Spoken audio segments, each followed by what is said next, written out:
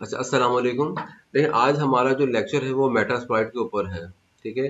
सो Metasploit को discuss करने से पहले मुझे 1 मिनट दें, मैं स्क्रीन के कंट्रोल को जो ना तो गायब कर दूंगा। ठीक हो गया। तो देखिए, मेटास्प्लॉइट को अब डिस्कस करने से पहले मैं चलिए 1 मिनट का ओवरव्यू दे देता हूँ। सिस्टम हैकिंग के ऊपर हमने थोड़ा वर्क किया है, वल्नरेबिलिटी असेसमेंट पे हमने काम किया, नेटवर्क हैकिंग के ऊपर हमने थोड़ा सा वर्क किया है। तो मेटास्प्लॉइट एक एक्चुअली फ्रेमवर्क है। ठीक है। इट इज अ फ्रेमवर्क, जैसे मैंने हाईलाइट भी किया हुआ है। और ये फर्स्ट पॉइंट हो गया। दूसरा पॉइंट ये हो गया, ये ओपन सोर्स है। और इस फ्रेमवर्क के अंदर हमारे पास समझ लीजिए कि अभी तक जितना भी हमने काम किया है ना, जिसमें स्कैनिंग हो गई, जिसमें पोर्ट स्कैनिंग आप कह रहे हैं, आप वल्नरेबिलिटी स्कैनिंग भी शामिल कर लें, सर्विस डिस्कवरी शामिल कर लें, होस्ट डिस्कवरी आप ऐड कर दें। ठीक है। और पोर्ट स्कैनिंग आप शामिल कर दें, वो प्लस उसके साथ साथ वल्नरेबिलिटी को चले मैं अलग से भी मार्क कर देता हूँ, वल्नरेबिलिटी असेसमेंट। प्लस तीसरी जो चीज़ आ जाती है हमारे पास, सिस्टम और नेटवर्क के ऊपर जो अभी तक हमने काम किया है, जिसमें डिफरेंट किस्म के, जैसे मैन इन द मिडिल देखा था हमने, आर्ट स्पूफिंग। ठीक है। सिस्टम में पासवर्ड के ऊपर हमने पासवर्ड क्रैकिंग की, हाइड्रा और पास द हैश अटैक, अभी हम उसको भी रिफ्रेश कर लेते हैं, डिस्कस कर लेते हैं। वो सारा का सारा काम with the help of additional चीजें, जिसमें एक्सप्लॉइट्स जो हैं, वो सारा का सारा काम हम इस फ्रेमवर्क के जरिए से कर सकते हैं, जिसका नाम है मेटास्प्लॉइट। ठीक है। और इस फ्रेमवर्क के अंदर और बहुत सारी चीजें हैं, जिसके अंदर एवी इवेजन भी आप कर सकते हैं। एवी को इवेट कैसे करेंगे, प्लस पोस्ट एक्सप्लॉइटेशन वो भी आप इसमें कर सकते हैं। ठीक है।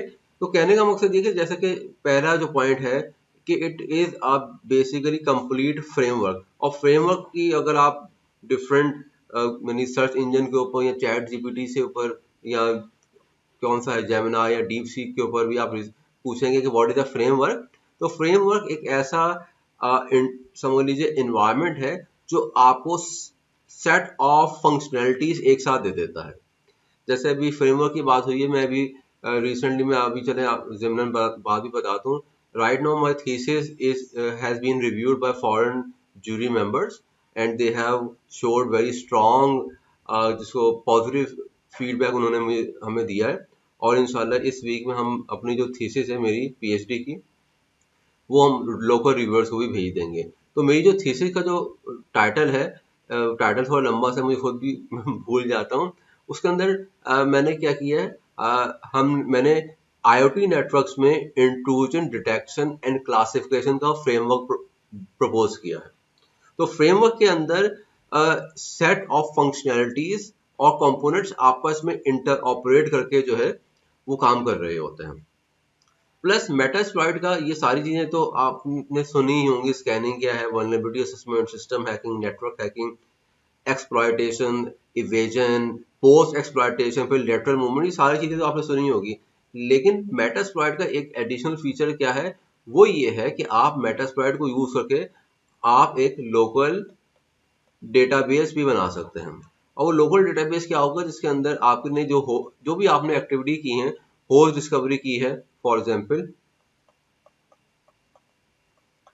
आपने वल्नरेबिलिटी असेसमेंट या वल्नरेबिलिटी डिस्कवरी की है, वल्नरेबिलिटी स्कैनिंग की है, वो, या आपने कोई और एक्टिविटी की है, या आपने फॉर एग्जांपल इवन एक्सप्लॉइटेशन भी की है, वो पूरा का पूरा डेटा आप मेंटेन कर सकते हैं। और लेट सपोज के आप 2 दिन बाद कहते हैं, यार मुझे बताओ कि यार मेरे डेटाबेस के अंदर जो वर्क मैंने अभी तक किया है, उसके अंदर कौन कौन सी नेट यानी कि आईपीज या मशीन्स हैं जिसके अंदर लेट सपोज एफटीपी की वर्नेबिलिटी मौजूद है, बैकडोर वाली, या कोई भी आप वर्नेबिलिटी की सीवी के लिहाज से भी सर्च वगैरह कर सकते हैं। तो ये पूरा एक फुल ब्लोन जो है, ये एक फ्रेमवर्क है। तो that is why it is use. अच्छा, इसके by network security specialist, ethical hackers, researchers, मतलब ये यूज हो रहा होता है। इवन एप्लीकेशन और नेटवर्क वाले भी इसको यूज करते हैं, एप्लीकेशन वाले भी। अच्छा, इसमें दो वर्जन आते हैं, मैंने आगे इसको एक्सप्लिसिटली जो है वो मेंशन नहीं किया, ठीक है। एक इसका कम्युनिटी वर्जन है जो कि ओपन सोर्स है ऑब्वियसली, और इसका एक पेड वर्जन भी है। और पेड वर्जन का बेनिफिट ये है कि पेड वर्जन में एक तो जीयूआई भी साथ आता है, ठीक है, और इसके अलावा बहुत सारे ऐसे एक्सप्लॉइट जो पब्लिकली अवेलेबल नहीं होते वो भी पेड वर्जन में ज़ाहिर सी बात है आपको मिल जाते हैं। और अगेन बात को आगे बढ़ाते हुए मैं ये बात भी ऐड करना चाहूँगा कि जो रैपिड 7 है, नेक्स्ट पोज वाली कंपनी, ये मेटा एक्सप्लॉइट भी उन्हीं भाई लोगों का है, ठीक है। तो आप अंदाज़ा कर सकते हैं कि मतलब इसका जो पेड वर्जन है वो भी ये लोग मेंटेन करते हैं। तो ये एक अच्छा खासा बड़ा सॉफ्टवेयर है। जब मैं यूबीएल में काम कर रहा था तो उस वक्त हमारे पास मेटास्प्लॉइट का पेड वर्जन का भी लाइसेंस होता था, और ये बड़ी ऑर्गेनाइजेशंस में यूज होता है पेड वर्जन भी, ठीक है। बट बात वो यही है कि वो ऑर्गेनाइजेशन जो है उसके अंदर आप किस डिपार्टमेंट में काम कर रहे हैं। रेड टीमिंग में मतलब आप इसमें प्रॉपर जो है ना, आप पूरी पूरी लैब्स आप सेटअप कर सकते हैं, आप अटैक सिमुलेशन आप परफॉर्म कर सकते हैं, सारी चीज़ें इसमें आप कर सकते हैं। तो आप किस इन्वायरमेंट में, यानी कि किस ऑर्गेनाइजेशन में और उस ऑर्गेनाइजेशन की किस टीम में काम कर रहे हैं, तो ये सारी चीज़ें भी इसमें शामिल हो जाती हैं कि आपको किन टूल्स का एक्सेस मिला हुआ है, ठीक है। तो ये एक बहुत क्विक लेवल के ऊपर आप कह लीजिए कि मेटास्प्लॉइट का जो है थ्योरेटिकल मैंने चीज़ें बहुत कम डाली हैं, लेकिन फिर भी एक बेसिक ओवरव्यू था। अब हम आ जाते हैं, बात करते हैं कि मेटास्प्लॉइट के की पॉइंट्स हैं, की फीचर्स क्या हैं, ठीक है। कुछ चीज़ों को हमने डिस्कस कर लिया है, लेकिन आए इनको डिटेल में एक सीक्वेंस में देख लेते हैं। पहला जो मेन जो फीचर है that is the exploit development, ठीक है। और एक्सप्लॉइट डेवलपमेंट के साथ साथ इसको ये कहना भी मुनासिब होगा कि इस फ्रेमवर्क के अंदर एक्सप्लॉइट्स बेतहाशा मौजूद हैं, ठीक है। तो we have lot of exploits जिनको आप यूज कर सकते हैं। या मुझे एक मिनट दीजिएगा, मुझे जो ना वो नॉक हुआ है दरवाजे पर ना। जी, एक्सप्लॉइट डेवलपमेंट, हम जब अभी हम इसको एक्सेस करेंगे then we you will see कि इसके अंदर कितनी तरह के और किस किस तरह के एक्सप्लॉइट्स हमारे पास मौजूद हैं, ठीक है।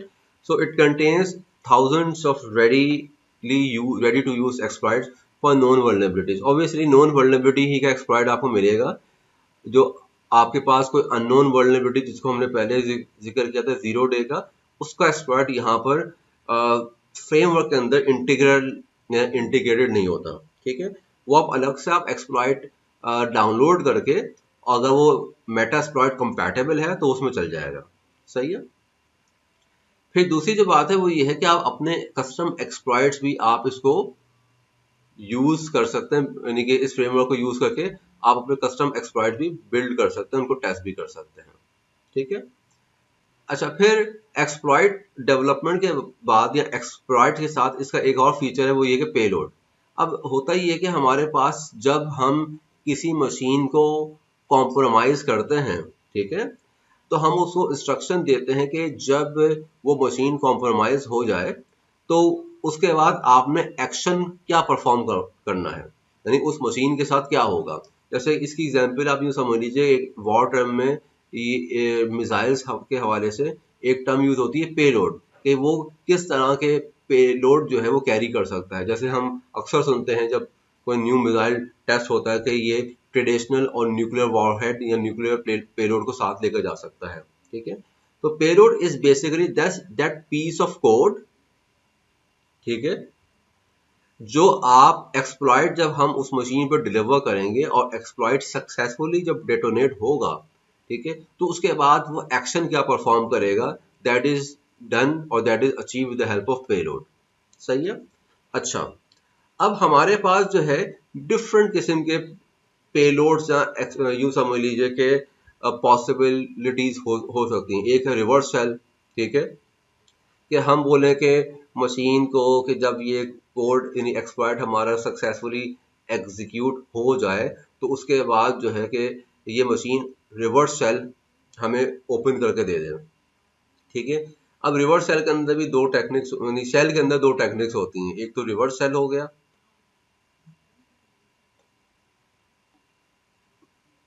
ठीक है। आप सेल के अंदर, सॉरी मैं सोच रहा था, एक तो नॉर्मल आपके पास शेल हो गया और एक है रिवर्स शेल। ठीक है, अब दोनों में फर्क क्या है? शेल जो है वो ये है कि अगर आपने शेल का पेलोड दिया है तो इसका मतलब है कि आपकी मशीन से कनेक्शन ट्रिगर होगा और जो कोई एक्सप्लॉइटेशन की वजह से जो वर्नेबिलिटी एक्सप्लॉइट हुई है उस वजह से जो पोर्ट ओपन की है या जो एक्सेस मिला है तो आप उसको अपनी मशीन से बैठकर एक्सेस करेंगे। यानी इसकी एग्जांपल आप यूं समझ लीजिए कि ये आपकी जो है वो विक्टिम मशीन है, ये आपका अटैकर है यानी मेटास्प्लॉइट है, सही है। और एक मिनट, ठीक है, और मेटास्प्लॉइट से आपने एक्सप्लॉइट सक्सेसफुली लेट सपोज जो है वो लॉन्च कर दिया और एक्सप्लॉइट जो है यहाँ आकर समझ ले डेटोनेट भी हो गया। अब आपको आपने पेलोड एग्जीक्यूट करना है। अब पेलोड अगर नॉर्मल शेल वाला पेलोड है तो इसका मतलब ये कि आप अपनी मशीन से एक न्यू कनेक्शन स्टैब्लिश करेंगे। ठीक है, और रिवर्स शेल में क्या होता है कि आप अपनी मशीन से न्यू कनेक्शन स्टैब्लिश नहीं करते, बल्कि आप मशीन को, जो आपका टारगेट है विक्टिम मशीन, उसको कहते हैं कि मेरी इस पोर्ट और इस आईपी के ऊपर रिवर्स शेल ओपन करो। अब दोनों का फायदा और नुकसान क्या है इसमें देखें। इसमें फर्स्ट वाले में जो एक सबसे बड़ा प्रॉब्लम आता है कि अगर बीच में कहीं पर, ठीक है, कहीं पर भी बीच में अगर कोई फायरवॉल लगी हुई थी, आपने कॉम्प्रोमाइज तो ये मशीन कर ली लेकिन फायरवॉल तो कॉम्प्रोमाइज नहीं हुई, राइट। तो अब आपने अटैकर मशीन से एक न्यू कनेक्शन आप स्टैब्लिश करने की कोशिश कर रहे हैं अपनी टारगेट मशीन पर, तो हो सकता है कि वो फायरवॉल इस कनेक्शन को ब्लॉक कर दे। एक्सप्लॉइट आपने कर ली मशीन, लेकिन चूंकि आप फॉरवर्ड शेल आप स्टैब्लिश कर रहे थे, फॉरवर्ड कनेक्शन आप स्टैब्लिश कर रहे थे, तो हो सकता है फायरवॉल उस पोर्ट को, उस कनेक्शन को ब्लॉक कर दे, और ये लाइकली पॉसिबल है। रिवर्स सेल के अंदर क्या होगा, चूंकि रिवर्स सेल में आप अपनी विक्टिम मशीन को कह रहे हैं कि भाई आप मेरी मशीन के ऊपर रिवर्स कनेक्शन स्टैब्लिश करें, तो अमूमन आपने देखा होगा कि फायरवॉल जो है वो आउटगोइंग से इनकमिंग आने वाले ट्रैफिक को तो ब्लॉक करती है, लेकिन इनकमिंग से आउटगोइंग जाने वाले ट्रैफिक को अमूमन ब्लॉक नहीं करती। ठीक है, तो ये जो कनेक्शन जो मैंने ग्रीन में बनाया है रिवर्स सेल वाला, इसकी जो लाइकलीहुड है कि ये सक्सेसफुली बन जाए वो काफी ज्यादा हो जाती है एज कंपेयर टू जो एक्सटर्नल यानी इन ग्रेस या आउटकमिंग से आउट से इन आ रहा है, एज कंपेयर टू इन से आउट जाने वाला। तो इस वाले जो कनेक्शन है उसकी जो एग्जीक्यूशन या उसका जो सक्सेस रेट है वो काफी ज्यादा हो जाता है। ठीक है, फिर इसके अंदर हमारे पास meterpreter, it is an advance shell, ठीक है, जिसकी मदद से आप इंटरएक्टिवली जो है कमांड्स को एग्जीक्यूट कर सकते हैं। ठीक है, और पेलोड में आप अपने को कस्टम स्क्रिप्ट भी बिल्ड करके डाल सकते हैं। So payload is basically, again अगर मैं इसको समराइज करूं पेलोड को, तो payload is basically a piece of code जो आप उस वक्त एग्जीक्यूट होगा जब आपकी मशीन, अटैकर मशीन, टारगेट यानी विक्टिम के ऊपर एक्सप्लॉइट को सक्सेसफुली लॉन्च कर देगी और वो एक्सप्लॉइट हिट भी कर देगा। तो एक्सप्लॉइट एग्जीक्यूट जब होगा तो तब एक्सप्लॉइट ये को आपने सेट किया हुआ होगा कि एक्सप्लॉइट ने कौन से पेलोड को एग्जीक्यूट करना है, यानी कौन सा वॉरहेड उसने यूज करना है। ठीक है, हो सकता है कि आप मल्टीपल वॉरहेड भी डाल दें, लेकिन अमूमन आप एक ही तरह के आप पेलोड जो है सेट करते हैं, और अगर वो फेल हो जाता है तो फिर दूसरा पेलोड आप ट्राई करते हैं। अच्छा, ये सारी चीजें तो मैंने बता दी, और यहाँ पर जो थर्ड पॉइंट है उसके अंदर लिखा हुआ है ऑक्सिलरी मॉड्यूल्स। ठीक है, तो ये ऑक्सिलरी मॉड्यूल्स बताने से पहले मैं ये बताना चाहूंगा कि जो मेटास्प्लॉइट है उसका जो कंप्लीट आर्किटेक्चर या स्ट्रक्चर जो है वो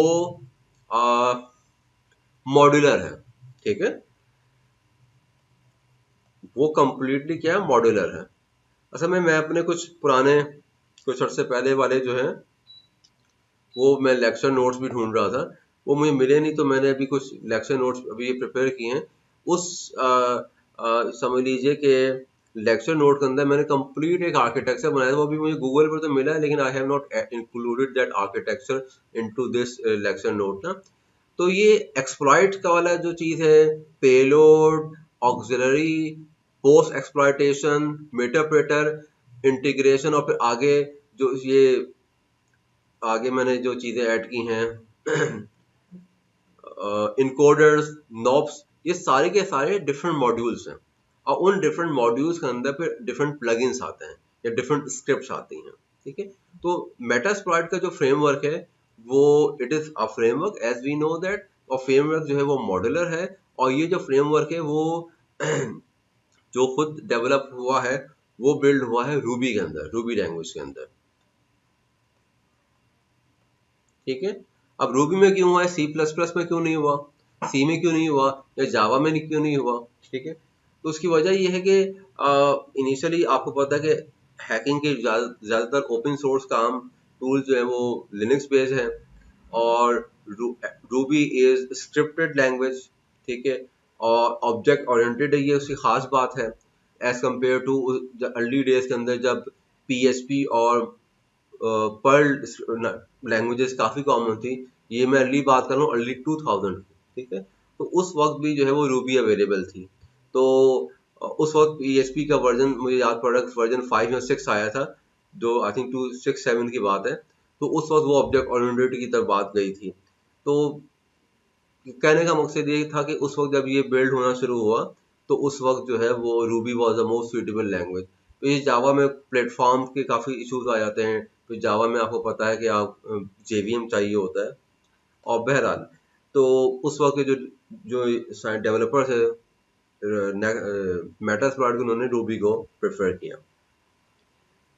अच्छा, तो ऑक्सिलरी क्या चीज़ है, अच्छा देखें, हमारे पास जो है एक्सप्लॉइट का काम क्या होता है कि आपने टारगेट मशीन पर जाकर अपने आप को डेटोनेट करना है, और कोई पीस ऑफ कोड यानी कि with the help of payload वो रन करना है। यानी कि एक्सप्लॉइट जब आप रन करेंगे तो एक्सप्लॉइट के बाद आपने कोई पेलोड उससे रन करवाना होगा ताकि वो आपको एक्सेस मिल जाए। ठीक है, उसके बाद अच्छा, ऑक्सिलरी मॉड्यूल जो है ना, वो एक्सप्लॉइटेशन से इनका ताल्लुक नहीं है। Auxiliary modules are use for scanning. आपने अगर स्कैनिंग करनी है तो आप कर लें, आपने फजिंग करनी है तो आप कर लें, इंफॉर्मेशन गैदरिंग कर ले। ठीक है, आपने मिसाल के तौर पर वल्नरेबिलिटी असेसमेंट वगैरह करनी है, इन्यूमरेशन वगैरह करनी है, तो वो आप ऑक्सिलरी मॉड्यूल से काम कर सकते हैं। यानी कि एक्सप्लॉइट करने से पहले पहले वाले जितने काम हमने किए थे, इसमें एक्टिव रिकॉग्निशंस हो गई, पैसिव रिकॉग्निशंस के लिए तो जाहिर सी बात है आप दूसरी चीज़ों को यूज़ करते हैं। ठीक है, लेकिन एक्टिव रिकॉग्निशंस हो गई, इंफॉर्मेशन गैदरिंग करनी है। ठीक है, port scanning, vulnerability discovery, fudging, ये सारे काम आप ऑक्सिलरी मॉड्यूल्स के जरिए से कर सकते हैं। फिर पोस्ट एक्सप्लॉइटेशन, अच्छा इसके बाद फिर हम बात कर लेते हैं पोस्ट एक्सप्लॉइटेशन का मॉड्यूल्स की। अब जब आपने एक्सप्लॉइट कर ली मशीन, मशीन के ऊपर कोई पेलोड भी आपने एग्जीक्यूट कर लिया, तो आप पोस्ट एक्सप्लॉइटेशन के लिए भी इसके अंदर डिफरेंट मॉड्यूल्स अवेलेबल हैं, यानी डिफरेंट स्क्रिप्ट या प्लगइन्स अवेलेबल हैं, जिनकी मदद से आप सिस्टम का ऊपर एक्सप्लॉइट करने के बाद में जो काम करने होते हैं वो आप करते हैं। जैसे मिसाल के तौर पर आपने क्रेडेंशियल हार्वेस्टिंग करनी है, या आपने हैशेस को डंप करना है, या आपने अपने प्रिविलेज को एस्केलेट करना है, सही है, या आपने उस मशीन को यूज करके आपने दूसरे टारगेट नेटवर्क के अंदर स्कैनिंग करनी है। ठीक है, तो ये सारे काम भी आप इस फ्रेमवर्क के जरिए से कर सकते हैं। फिर मीटरप्रेटर, जैसे कभी ऊपर इस इसका जिक्र हुआ है, एक मिनट यार, give me 1 second, sorry.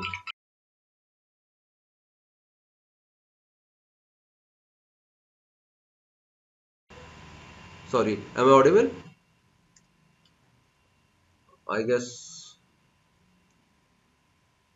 Okay, right. असल में वो सॉरी कॉल आ गई थी। अच्छा, तो मेटाप्रेटर इज बेसिकली आपको एडवांस, इंटरएक्टिव, पावरफुल समझ लीजिए आपको शेल दे देता है जिसको आप यूज़ करते हैं फॉर फर्दर एक्सप्लॉयटेशन या फर्दर एक्टिविटीज़ के लिए। हम इस मेटाप्रोटो को अलग से यूज़ करेंगे, अलग से डिस्कस भी करेंगे। इंटीग्रेशन के ऊपर जैसे मैंने आपको थोड़ा सा अभी बताया था, लेकिन वो चीज़ मैंने अभी नहीं बताई। इंटीग्रेशन में आप एन जैसे हमने पहले जिक्र किया है कि एनमैप जो है वो मोस्ट कॉमनली यूज़ हो रहा होता है as a scanning engine different software के अंदर। इसमें भी जो है जो मेटास्प्लॉइट है वो एनमैप के साथ, निसस के साथ, बर्बसूट के साथ इंटीग्रेट हो जाता है। फिर मेटास्प्लॉइट ही का एक जीयूआई वर्जन भी आता है जिसका नाम है आर्मिटेज, ठीक है ना। काली के अंदर भी वो होता है मौजूद, और ये आप अलग से भी डाउनलोड कर सकते हैं, और ये फ्री होता है, आप इसका फ्री वर्जन यूज कर सकते हैं एज कंपेयर टू रैपिड 7 का जो पेड वाला वर्जन है उसके अलावा की बात हो रही है। फिर इसकी इंटीग्रेशन आप एपीआईज के जरिए से अपने भी डिफरेंट, अगर आपके कोई इंटरप्राइज ग्रेड आपका कोई सोल्यूशन चल रहा है तो आप उसको यानी कि मेटास्प्लॉइट के रिजल्ट्स को आप इंटीग्रेट कर सकते हैं अपने इंटरप्राइज ग्रेड जो भी सॉफ्टवेयर आप यूज़ कर रहे हैं, फॉर एग्जांपल वल्नरेबिलिटी असेसमेंट या स्कैनिंग के लिए यूज़ करते हैं। सिमिलरली आप फिर अपने जो सॉफ्टवेयर है उसको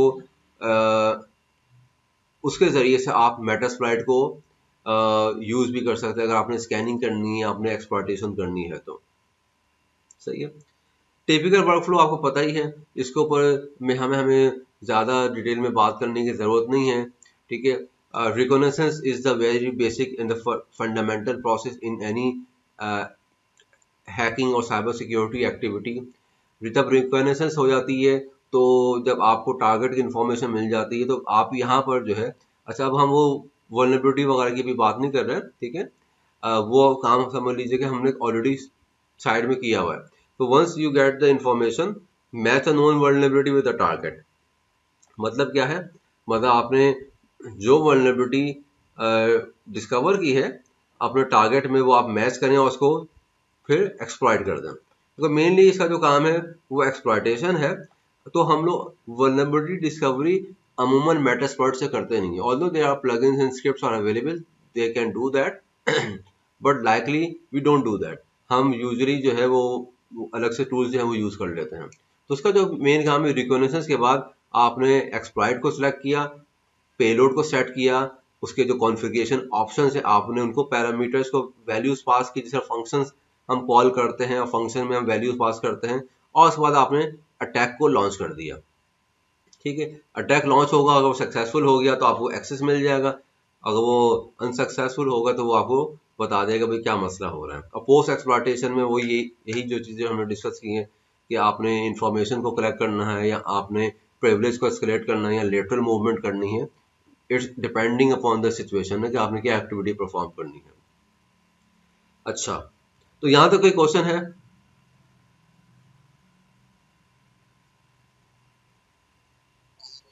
ठीक है। अच्छा, यहाँ पर कुछ चीज़ें रिपीटेड भी हैं क्योंकि ये मैंने लेक्चर रिसेंट आज ही मैंने रिफाइन किया है, पुराने मुझे जो पहले वाला जो लेक्चर था वो मुझे नहीं मिल रहा था। तो अब यहाँ पर एक्सप्लॉइट मॉड्यूल्स का जो काम है वो वही है जो हमें पता है कि हमें एक्सप्लॉइट में होता क्या है। Exploit is a piece of code, और उस पीस ऑफ कोड से हम किसी वल्नरेबिलिटी को यूज या यूज समझ लीजिए उस वल्नरेबिलिटी को मिस यूज करते हैं। Misuse I think is the most appropriate word. अब वो वल्नरेबिलिटी जो है वो डिपेंडिंग विंडोज इन्वायरमेंट है, विंडोज ऑपरेटिंग सिस्टम है तो वो एसएमबी की वल्नरेबिलिटी हो सकती है, प्रिंटर की वल्नरेबिलिटी हो सकती है, और कोई और इन्वायरमेंट है तो वो ब्राउजर की वल्नरेबिलिटी भी हो सकती है, या नेटवर्क के ऊपर किसी डिवाइस के ऊपर वल्नरेबिलिटी भी हो सकती है। पेलोड का हमने ऑलरेडी डिस्कस कर लिया है। हाँ, पेलोड के अंदर ये चीज़ जरूर डिस्कस कर लेते हैं कि टाइप्स ऑफ पेलोड कितने हैं, ठीक है। अब सिंगल स्टेज पेलोड, और उसके बाद स्टेजर वाले, और स्टेजर में मल्टीपल स्टेज वाले जो पेलोड हैं उनको। तो सिंगल स्टेज पेलोड का मतलब ये है कि जब आपने एक्सप्लॉइट लॉन्च किया यानी रन किया और उसने आपको एक्सेस दिया, तो अब जाहिर सी बात है पेलोड का काम ये है कि वहां जाकर वो एक्शन परफॉर्म करना। तो सिंगल स्टेज पेलोड का मतलब ये है कि it will do only one specific task, जो भी आप उस टास्क उस मशीन से या उस पेलोड से काम करवाना चाहेंगे उस मशीन के ऊपर। फॉर एग्जाम्पल आपने यूज़र को ऐड करना है, यूज़र को डिलीट करना है, ऐड करना है या डिलीट करना है, या लेट्स वो आपने मशीन को रिस्टार्ट कर देना है, सर्वर को, इट डिपेंड्स अपॉन यू। ठीक है, तो this is known as single stage payloader. Stage है जिसके अंदर मल्टीपल स्टेजेस की बात आती है, जो अब इसके अंदर भी कैटेगरी दो बन जाती हैं। एक है वो कैटेगरी यानी कि वो पेलोड्स जो आपको कम्युनिकेशन चैनल स्टैब्लिश कर लेते हैं, ठीक है, आपके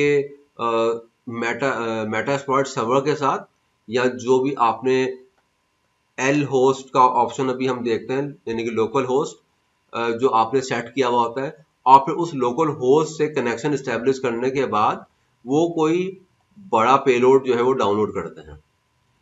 ठीक है, और तीसरा जो है स्टेजेस में, थर्ड वाला जो कैटेगरी हो जिसमें larger payload delivered via stager, जैसे मेटाप्रेटर है। ठीक है, meterpreter you can think of meterpreter, it is like a, जिस तरह आप कहते हैं ना यार कि एक ही टूल बॉक्स, एक टूल बॉक्स है जिस तरह मल्टीपल टूल्स हैं, तो मेटाप्रेटर एक ऐसा पेलोड है जिसके अंदर एक ही पेलोड के अंदर मल्टीपल सब एक्शन की यूटिलिटीज मौजूद हैं। ठीक है, अच्छा इसमें एक बात जरूर मैं साथ में अपने एक्सपीरियंस के साथ की वजह से भी शेयर करना चाहूंगा कि अब ये मल्टीपल स्टेजेस बनाने वाले या मल्टीपल टाइप ऑफ पेलोड बनाने का जो है वो मकसद क्या है। देखिए अब होता ये है कि अमूमन जब हम मशीन को ऊपर अटैक करते हैं और मशीन को एक्सप्लॉइट करने की कोशिश करते हैं, तो हमारी कोशिश, क्योंकि हम ये सारा काम नेटवर्क के ऊपर रहकर करेंगे, और वो हो सकता है मशीन लोकल एरिया नेटवर्क पर हो या हम रिमोटली मशीन को टारगेट कर रहे हो, दिस इज आल्सो पॉसिबल, यानी कि रिमोट नेटवर्क से। तो हमारी कोशिश ये होती है कि हमारा जो नेटवर्क फुटप्रिंट है, जहाँ जिसको आप नेटवर्क सिग्नेचर आप कह लीजिए, यानी सिग्नेचर ऑफ योर डिवाइस और your actions should have to be minimal. ये मिनिमल हम रखना चाहेंगे, सही है।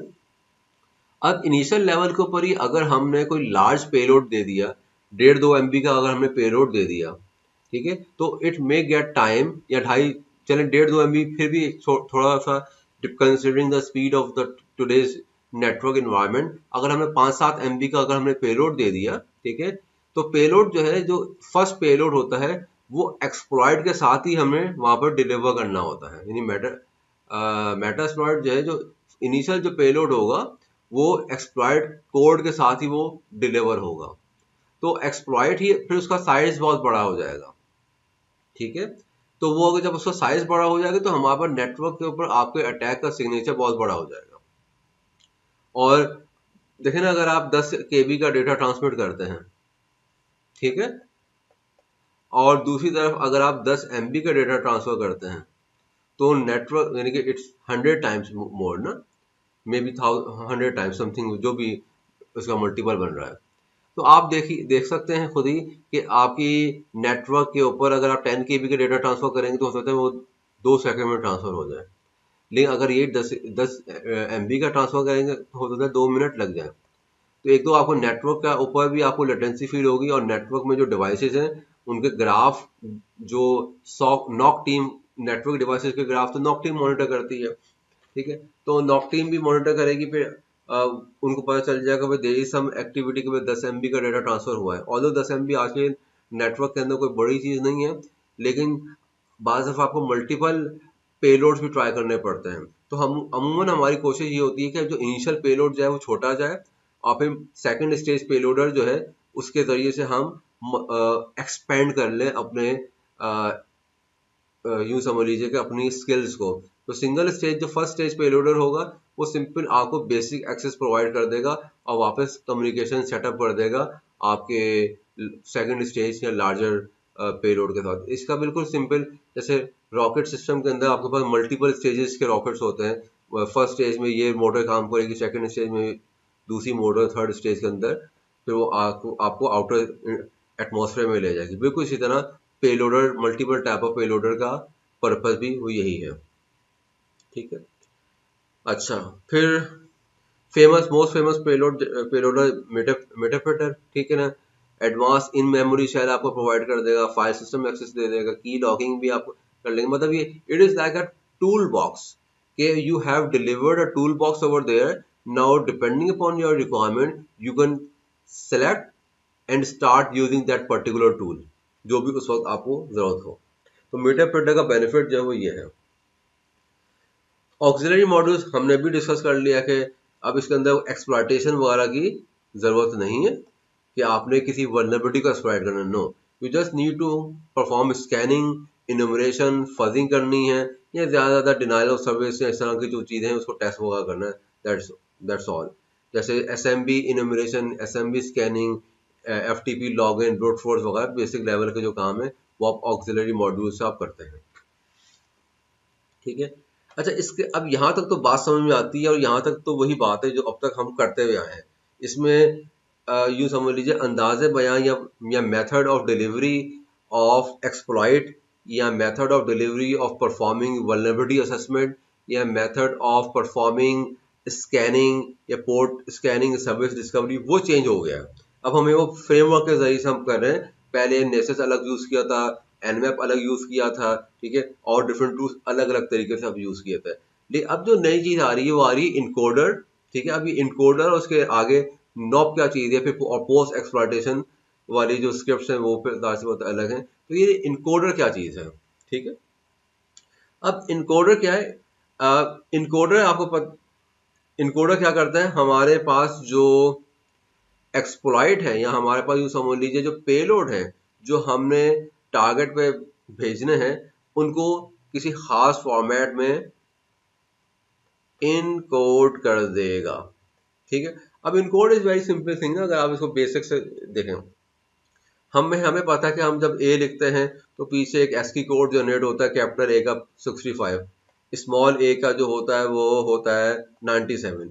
तो ये एस्की क्या है, एस्की एक इनकोडिंग टेक्निक है, ठीक है।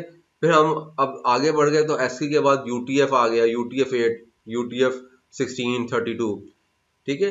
तो ये क्या करते हैं, हमारे डेटा को किसी खास फॉर्मेट में रिप्रेजेंट कर देते हैं, इनकोड कर देते हैं, जो कि हो सकता है ह्यूमन रीडेबल ना रहे डेटा, लेकिन मशीन रीडेबल वो ज़्यादा हो जाता है। और मशीन जो है वो रीडेबल, उसकी रीडेबिलिटी भी डेटा की बढ़ जाती है।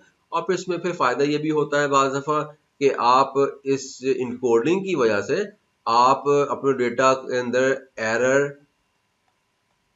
अभी थोड़ी सी मैं जनरल बात कर रहा हूँ, एरर डिटेक्शन और करेक्शन की फीचर भी आ जाते हैं इनकोडिंग करने से, data encoding plus data encoding से जो ना, चूंकि everybody can not, if anybody sees the data so he will not able to decode it, कि भाई ये एक लंबी चौड़ी सी जो स्ट्रिंग है, फॉर एग्जांपल इसका मतलब क्या है, unless you don't know the science behind it. तो आप यूँ कह लीजिए कि बेसिक लेवल की जो ना डेटा स्क्रैम्बलिंग या डेटा हाइडिंग, ठीक है, भी प्रोवाइड कर देता है इनकोडिंग, ठीक है। अच्छा, अब होता ये है, अब क्रिप्टोग्राफी को मैं लिंक नहीं कर रहा कि इनक्रिप्शन क्या है, वो तो एक अलग टॉपिक है। अब हमारे पास जो पेलोड है ना, अब पेलोड के अंदर मामला ये है कि दरअसल होता है एक मेलिशियस कोड है। अभी आई डोंट नो कि आप लोगों को मिमीकैट चलाने का मौका मिला, या जो मैंने प्रीवियस लेक्चर बहुत पहले, बहुत इतना भी पहले नहीं, हमारे इसी कोर्स में हमने सुपर स्कैन टूल मैंने आप लोगों के साथ शेयर भी किया था, जो नेट, जिसके अंदर खास तौर पर हमने नेट बायोस इनोमरेशन के लिए यूज किया था, ठीक है, सुपर स्कैन। आप लोग देखिएगा, वो आपको लेक्चर नोट्स में भी मिल जाएगा, और शायद उसका लिंक भी मैंने दिया होगा या मैंने अपलोड कर दिया था। तो वो जब आप सुपर स्कैन टूल को रन करते हैं ना, तो मेरा AV सिस्टम जो है, यानी जो मशीन पे इंस्टॉल है, वो मुझे कहता था कि भाई ये कोई मेलिशियस कोड है, मेलिशियस सॉफ्टवेयर है। तो मुझे जाके क्या करना पड़ता था, उसको वाइटलिस्ट करना पड़ता था। तो वजह क्या है, क्योंकि वो पीछे जो ये जितने भी हमारे AV इंजन हैं, ठीक है, अगर उनकी बेसिक साइंस तो वो यही है ना कि बाइनरी के अंदर जो पैटर्न्स होते हैं, उन पैटर्न के अंदर जो मेलिशियस पैटर्न्स होते, मेलिशियस स्ट्रिंग्स होती हैं, उनको डिटेक्ट कर लेता है वो ना। तो AV इंजन, एंटीवायरस या आपके IDS है जो है, वो उनका फंडामेंटल बेसिक बिल्कुल लेवल के ऊपर यही इनकी वर्किंग है, ठीक है।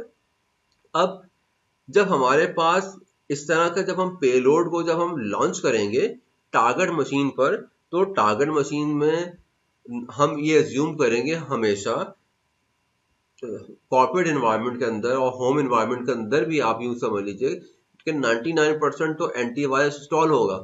तो जब हम अपना पेलोड डालें वहां पे लॉन्च करेंगे, तो वो एवी सिस्टम, तो जब वो कोड ट्रिगर करेगा, लेट्स सपोज वल्नरेबिलिटी एक्सप्लॉइट हो गई। अब वल्नरेबिलिटी एक्सप्लॉइट होने के बाद अब आपका पेलोड रन हो रहा है, ठीक है। तो अब आपका पेलोड जब रन होगा तो वो एवी सिस्टम तो उसको पकड़ लेगा, ठीक है। तो उसको ऑफस्केट करने के लिए, एंटीवायरस सिस्टम को इवेड करने के लिए, या आईडीएस को फूल करने के लिए हम इनकोडर्स यूज करते हैं। क्या करते हैं? हम डिफरेंट इनकोडर्स यूज करते हैं जो मेटास्प्लॉइट में बिल्ट इन अवेलेबल है, और पर्पस उसका हमें अब आपको वादिया हो गया होगा कि हम बाईपास कर सकें एंटीवायरस डिटेक्शन, एवी डिटेक्शन या आईडीएस डिटेक्शन को बाईपास कर सकें। तो वो हम करते हैं with the help of encoder. अब इनकोडर की जब हम थोड़ा अगले लेक्चर के ऊपर जाएंगे, तो इनकोडर में आपको मैं दिखाऊंगा कि देखें we have different types of encoder. या आप अब इस लेवल के ऊपर तो हम नहीं, फिलहाल इस कोर्स में नहीं जा सकते कि अगर आप कोई अपना एक्सप्लॉइट भी रन कर रहे हैं तो आप उसको भी इनकोड करके मतलब बहुत सारे आप एक्सप्लॉइट इंटरनेट से डाउनलोड कर लें और उसको अब आपने डालना है, तो आप उसको इनकोड करेंगे। तो जब आप इनकोड करेंगे तो you have to use different encoding techniques, जो मैं ऑब्वियसली हम उसको देख लेंगे। लेकिन इसमें मैं साथ में एक और भी बात बताता चलूँ कि देखें, अब ये जो जितनी भी इनकोडिंग टेक्निक्स अवेलेबल है ना मेटास्प्लॉइट वगैरह के अंदर, अमूमन जो अच्छे एंटीवायरस सिस्टम्स होते हैं ना, अगर आपने अपने पेलोड को इनकोड यानी ऑफ उसको ऑफ उसके कोड को ऑफस्केट भी किया हुआ है, तब भी अच्छे एंटीवायरस सिस्टम उस पेलोड को या उस मलिशियस कोड को या उस एक्सप्लॉइट को डिटेक्ट कर लेते हैं। समझ आ रही है बात? तो एवी इवेजन आप ये कहें कि सिंपल इनकोडर्स को यूज करके हो जाती है, तो ये कहना थोड़ी सी एग्जैजरेशन होगी। हो जाती है बिल्कुल, लेकिन उसके लिए फिर बाज़ दफ़ा आपको थोड़े से और स्टेप भी और भी आपको एक्शंस परफॉर्म करने पड़ते हैं, ठीक है। उसके बाद फिर एक और मॉड्यूल है नॉब्स का। NOPs stand for no operation, ठीक है। अब ये नॉब क्या है? It is a padding used to ensure payload stability and alignment in the memory, ठीक है। तो आप यूं समझ लीजिए कि बार दफा आपको पता है कि लेट सपोज, मैं आपको छोटी सी एग्जांपल देता हूँ फिर आगे बढ़ते हैं, क्योंकि मुझे हैंड्स ऑन भी करवाना है आज ही के लेक्चर के अंदर। देखें, मिसाल के तौर पर आपने कोई आप डेवलपमेंट आपने की, आपने कहा भाई मैं इनपुट लूंगा यूजर से एक अदद, लेट सपोज स्ट्रिंग। आपने स्ट्रिंग की लेंथ रख दी 10, कि भाई स्ट्रिंग जो है 10 करेक्टर्स की होगी। यूजर ने दिया 4 करेक्टर्स। अभी बाकी के जो 6 करेक्टर्स है उनका क्या होगा? तो आपने कहा भाई अगर यूजर 4 करेक्टर देगा तो बाकी के 6 करेक्टर मैं क्या कर दूंगा, मैं पैड कर दूंगा। आप 000 ऐड कर देंगे, या कोई और समझ लीजिए नॉन करेक्टर आप ऐड कर देंगे ताकि आप बाद में उसको एक्सट्रैक्ट कर सकें, ठीक है। तो पैडिंग का पर्पज भी वो यही है कि अगर आपका एक्सप्लॉइट जो है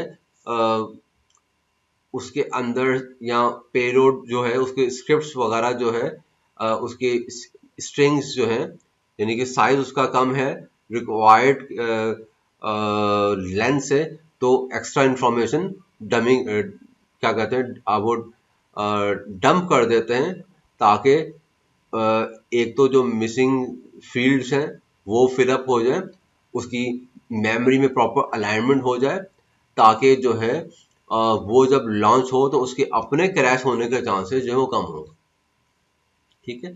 तो पेलोड नॉब्स का पर्पज जो है वो ये है। पोस्ट एक्सप्लॉइटेशन को हम डिस्कस कर चुके हैं। पोस्ट एक्सप्लॉइटेशन के मॉड्यूल्स वो यही है कि जो आपको बाद में एक्सप्लॉइट होने के बाद, मशीन को कॉम्प्रोमाइज होने के बाद डिफरेंट फंक्शनलिटी प्रोवाइड करेंगे। आपने यूजर आईडीज डंप करनी है, आपने उनके हैशेस को डंप करना है, या आपने अपने आप को सुपर एडमिन बनाना है, या आपने लेटरल मूवमेंट या स्कैनिंग करनी है, तो ये सारे फंक्शंस आप इस तरह यूज कर सकते हैं, ठीक है। प्लगइन्स वो डिफरेंट स्क्रिप्ट जो हैं वो आप उनको प्लगइन्स की कैटेगरी में डालते हैं। अब इसमें डेटाबेस इंटीग्रेशन के ऊपर मैंने थोड़ी सी बात की है, ठीक है। और रिपोर्टिंग के भी फीचर्स के अंदर मौजूद है कि आप रिपोर्ट जनरेट कर सकते हैं और with the help of APIs जो है आप उसको ऑटोमेट भी कर सकते हैं, ठीक है। अच्छा, यहाँ तो कोई क्वेश्चन हो, let's take a break of 1 minute. Break का मतलब है कि हम थोड़ा सा सांस ले लें। कोई क्वेश्चन हो यहाँ तक तो मुझसे पूछ लें आप लोग ना।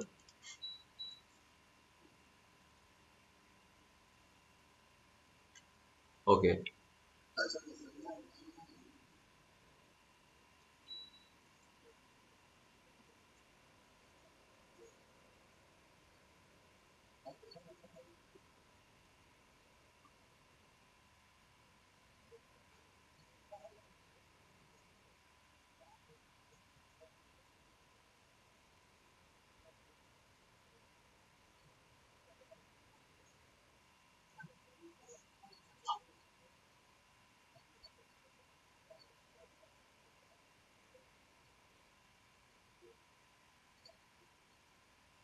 मेनली जो उसका काम है वो है पेनिट्रेशन टेस्टिंग, ठीक है ना।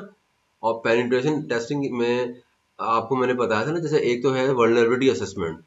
वर्नरेबिलिटी असेसमेंट में आपने देखा, अपने पूरे नेटवर्क को स्कैन किया और आपने जो ना पूरा एक डेटाबेस बना लिया और आपने कहा भाई अच्छा, भी मेरे नेटवर्क के अंदर विंडोज 7 भी है, विंडोज 10 भी चल रही है और विंडोज 11 भी मैंने इंक्लूड कर दी है और एक्सपी भी फॉर एग्जाम्पल चल रही है। तो आपने कहा भाई अब चूंकि मेरे नेटवर्क के अंदर ये एसेट्स हैं, ये ऑपरेटिंग सिस्टम चल रहा है, ये डेटाबेसेस हैं, तो इनके ऊपर जो नॉन वर्नरेबिलिटीज जो पब्लिश हुई हुई है वो इन सर्वर्स के ऊपर, इन सर्विसेज के ऊपर ये है।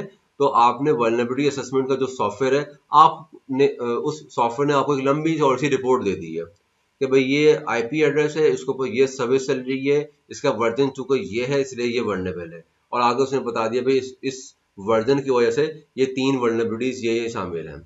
पेनिट्रेशन टेस्टिंग में आप क्या करते हैं, आप चूज कर लेते हैं कि भाई आपने किस वर्नेबिलिटी को एक्सप्लॉइट करना है, ठीक है।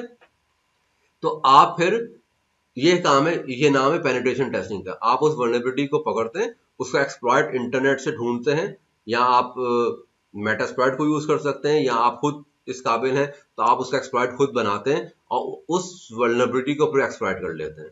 तो ये काम हो गया पेनिट्रेशन टेस्टिंग का। तो basically Metasploit is a framework for penetration testing mainly. Although उसके अंदर वर्नेबिलिटी असेसमेंट की, पोर्ट स्कैनिंग की वगैरह वगैरह सपोर्ट मौजूद है, बट वंस यू नो कि भाई this is your target, now you have to basically compromise it, कि आपने उस टारगेट को एक्सप्लॉइट करना है, पेलोड्स भेजना है उसको। पेलोड भेजने के बाद आपने उस मशीन का या उस एप्लीकेशन का या जो भी कोई राउटर है फॉर एग्जांपल या कोई फायरवॉल है, अब उसको एक्सप्लॉइट करने के बाद आपने आगे क्या काम करना है वो सारा काम आप इससे करवा सकते हैं। तो Metasploit is basically a framework for exploitation, ठीक है। मतलब it is a tool for exploitation. और जब आप एक्सप्लॉइट करते हैं तो उसका मतलब ये कि वल्नरेबिलिटी होगी तो एक्सप्लॉइट होगा, और वल्नरेबिलिटी अगर है तो उसके लिए आपको कोई कोड, पीस ऑफ कोड, जिसको आप एक्सप्लॉइट कहते हैं, ठीक है, उसको यूज करके आप उस मशीन को या उस टारगेट को एक्सप्लॉइट करेंगे, ठीक है। अच्छा, अब इसको एक्सेस कैसे करते हैं? देखिए, एक तो MSF कंसोल है, यानी CLA इंटरफेस है, जो कि अभी हम यूज करेंगे इंशाल्लाह, ठीक है। फिर दूसरा एक इसका समझ लीजिए कि MSF विनोम है, ठीक है, जो कि इसका पेलोड जनरेटर है। ये it is, you can say that कि आपने एक दफा मशीन को, आपने पूरा पेलोड रेडी किया, उसने पैरामीटर पास किया, आपने ठक करके लॉन्च कर दिया, यानी सॉर्ट ऑफ रॉकेट, ठीक है ना, कि आपने उसमें पेलोड सेट किया, भेज दिया। अब वो जाता है नहीं जाता सक्सेसफुल, बीच में आपने उसको मैन्यूवर करना है, ऐसी कोई साइंस नहीं है। समझे, पुराना वाले जो रॉकेट होते थे ना, ये वो है कि आपने हर चीज एड्रेस डाल दिया, पोर्ट नंबर ऐड कर दी, कौन सा पेलोड आपने डालना है, वो सारा का सारा पूरा का पूरा पैक बनाकर आपने लॉन्च कर दिया, ठीक है। दैट इज MSF विनोम, ठीक है। इट इज स्टैंड अलोन, समझ लो के स्टैंड अलोन बॉक्स जो जाके फट जाएगा, ठीक है। लेकिन बीच में आप उसको मैन्यूवर नहीं कर सकते। आपने उसकी डायरेक्शन चेंज करनी है, आपने पोर्ट नंबर चेंज करना है, आपने DIP destination IP address change करना है, या आप चाहते हो तो पेलोड चेंज कर दो, वो नहीं होगा। ठीक है। अच्छा, फिर MSF CLI इंटरफेस अब यूज नहीं होता, वो आप MSF कंसोल से ले लेते हो। आर्मी ट्रेस जैसे जिक्र किया था, मैं लिंक प्रोवाइड कर दूंगा। ठीक है, आप लोग उसको देखिएगा, अच्छा टूल है सीखने के लिए, लर्निंग के लिए। और जो GUI और इसके अलावा GUI है ऑब्वियसली, जिसकी GUI अवेलेबल है, ठीक है ना। और इसके अलावा जो GUI है, जैसे मैंने जिक्र किया था, Rapid7 वालों ने अपना जो बनाया हुआ है पेड जो बेचने के लिए ना, सेल करने के लिए, तो उसमें भी GUI आता है। ठीक है, so we have you can say that 4 main category, जो आई थिंक मैंने आगे समराइज भी की हैं। यस, एक तो CLI इंटरफेस है जिसमें MSF कंसोल है या MSF विनोम है, हम ये यूज करेंगे initially. But MSF venom is like आपने पूरा एक पैकेट पहले से प्री रेडी कर लिया और आपने बस जाके इसको लॉन्च कर दिया। आर्मिटेज फ्री ऑफ कॉस्ट है, कम्युनिटी वाला गेम है, इसमें भी सब्सक्रिप्शन है। और मेटास्प्लॉइट प्रो तो फिर प्रो लेवल का नहीं, कि चार्जेस के लिहाज से वो प्रो है। और फिर तीसरी जो आपकी APIs आ जाती हैं, जो ऑटोमेशन में और डिफरेंट और चीज़ों में आप यूज़ कर सकते हैं, जो इसकी इंटरफेसेस हैं। ठीक है, तो ये तो हो गया पूरा एक ओवरव्यू। ये मैंने अगेन दोबारा से इसको डंप कर दिया है। ऑक्सिलरीज के ज़रिए से आप अमूमन इस बेसिक काम करते हैं, स्कैनिंग होगी, ठीक है, या आपने VA वगैरह हो गया। पेलोड आपको पता है कि आप ये लॉन्च होंगे वहां जाकर, लॉन्च यानी एक्सप्लॉइट जब आप मशीन को करेंगे तो उसके बाद आपने पेलोड को लॉन्च करना होगा। ठीक है, इनकोडर हमने डिस्कस कर ली है। नॉप्स, पोस्ट एक्सप्लॉइटेशन और इवेजन। इवेजन में मैंने वही आपको पता है कि लिंक हो जाता है आपके इनकोडर के साथ ना, जैसे मैंने भी आपको बताया। ठीक है, क्या आपने अपने एक्सप्लॉइट को ऑब्फस्केट कर दिया डिफरेंट कोड करके, डिफरेंट टेक्निक से कोड करके। ये मैंने तस्वीर डाल दी है, अब हम इसको रन कर लेते हैं। अच्छा देखिए, कारी में ये बिल्टन है, ठीक है। हाँ, इसमें डेटाबेस अभी नहीं चल रहा, रुके मैं नया टर्मिनल ओपन कर लेता हूँ। अभी जो है इसके अंदर जो है वो DB जो है, कि ये अपना डेटा जो है जो इस रन करेगा, या वल्नरेबिलिटी स्कैन करेगा, या आपने कोई और चीज शो करनी है, ताकि 2 दिन बाद जब आप यूज करें तो आपको पता चले कि भाई लास्ट आपने क्या काम किया था। तो वो अभी मैंने नहीं चलाया हुआ, तो वो हम इसको करूँगा कॉन्फ़िगर करना। MSF कंसोल आ जाएगा, एंटर करें तो ये, अच्छा अब ये थोड़ा टाइम लेगा। वो कह रहा है आफ्टर रनिंग DB मैप, शायद वो चला, इसने बैकग्राउंड में चला दिया है। खैर इसको देख लेते हैं अभी। चाहिए, अच्छा शुरू में डिफरेंट किस्म की ये देता है, अभी इसे फर्स्ट ने रैबिट दिया है गैस। मेटास्प्लॉइट वर्जन 6.4.64 है, इसके अंदर आपके पास भी यही होगा most probably version 6। 2519 built-in exploits मौजूद हैं, ठीक है। 1296 ऑक्सिलरी मॉड्यूल्स अवेलेबल हैं, जो स्कैनिंग या वल्नरेबिलिटी या फजिंग वगैरह में हम यूज करते हैं। 431 पोस्ट एक्सप्लॉइटेशन के मॉड्यूल्स अवेलेबल हैं। 1610 बिल्टन पेलोड्स मौजूद हैं। 49 इनकोडर्स हैं। 13 जो है नो ऑपरेशंस के लिए मॉड्यूल्स हैं या स्क्रिप्ट्स अवेलेबल है। और 9 इवेजन टेक्निक्स इस वक्त मौजूद हैं, जो कम्युनिटी वाला है। ठीक है, अभी इसमें it is a feature rich ना, बहुत सारा है। मतलब समझ लो कि आपको जो है ना पूरा एक होता है ना, चेक इन बैग होता है ना, जिसमें आपको सारा सामान आप डाल देते हो, वो आपको दे दिया कि भाई अब जाओ जो भी करना कर लो। ठीक है, तो इट इज लाइक दैट। तो ये स्टार्ट हो गया है। अब हम इसमें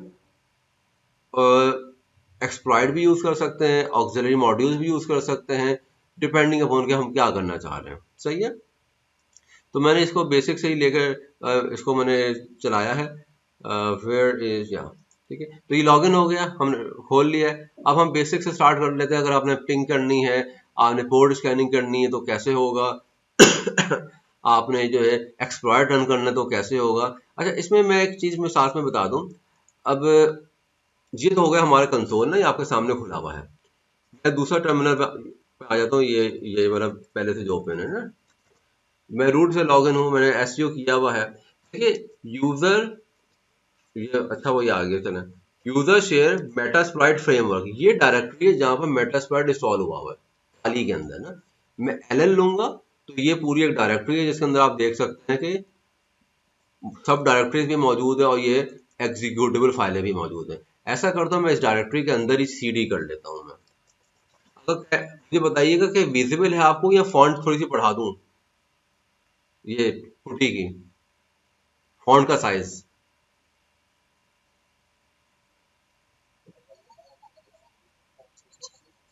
चलें गुड हो गया। ठीक है, तो अब आप इस डायरेक्टरी के अंदर आ गए हैं, फाइन। अब हमारा काम क्या है, देखिए यहाँ पर ये जो ग्रीन वाली है ये आपको पता है कि ये एग्जीक्यूटेबल फाइल्स हैं। अब आपको चेक भी करना सिखा देता हूँ कि आप कैसे फाइंड करोगे कि ये एक एग्जीक्यूटेबल फाइल है या ये कोई टेक्स्ट फाइल है या क्या है। ठीक है, बाइनरी फाइल है। तो आप क्या करेंगे, लिनक्स के अंदर एक कमांड होती है FILE की ना, फाइल। फाइल लिखने के बाद आप फाइल का नाम दे दें, वो आपको बता देगा ये क्या है। वो कहता है भाई it is MSF console Ruby script है जो कि एस्की के अंदर है, यानी कि ये एक टेक्स्ट एस्की फाइल है। एस्की फाइल का मतलब टेक्स्ट फाइल है, ठीक है ना, यानी आप इसको एडिटर में खोल कर देख सकते हैं। लेकिन ये रूबी की स्क्रिप्ट है, जैसे मैंने पहले बताया था भाई ये रूबी में लिखा हुआ है, ठीक है। और अगर मैं इस फाइल को देखूं, फाइल जेम फाइल, ठीक है, तो ये भी स्क्रिप्ट है रूबी की, ठीक है, नहीं एस की टेक्स्ट है। अच्छा, अब बाइनरी फाइल का कैसे पता चलेगा भाई ये बाइनरी फाइल है। अब मैं ये रूबी को देख लेता हूँ मैं। अच्छा, ये भी स्क्रिप्ट ही लग रही है मुझे, तो मैं ऐसा करता हूँ रूबी की बजाय जो ना मैं किसी और को देख लेता हूँ। जैसा कि आपको पता है एक कमांड होती है वेयर इज करके, मैं कोई भी कमांड का नाम दूंगा तो वो मुझे बता देगी। जैसे ls कमांड हम बहुत ज्यादा चलाते हैं ना, तो ये बता देगी कि भाई मेरी ये ls कमांड जो है वो फाइल में कहाँ, फाइल सिस्टम में कहाँ पड़ी हुई है, तो वो है यूजर बिन ls के अंदर ना। अब मैं अगर, क्योंकि ये मुझे पता है ये एक एग्जीक्यूटेबल बाइनरी फाइल है, तो अगर मैं फाइल की कमांड में इसको चेक करूंगा कि ये क्या चीज है, तो इसको देखते हैं क्या होगा। अब वो कह रहा है भाई ये एस की फाइल नहीं है, वो कहता है भाई ये ELF है।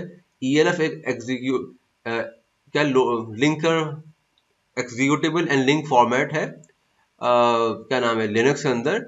और ये आप देख सकते हो कि ये एग्जीक्यूटेबल फाइल है, यानी कि ये बेसिकली ऑपरेटिंग सिस्टम जब आप इसको चलाएंगे तो ये चला देगा, यानी कि लोड कर देगा मेमोरी के अंदर। ठीक है, तो अच्छा, coming back to our Metasploit थी ना।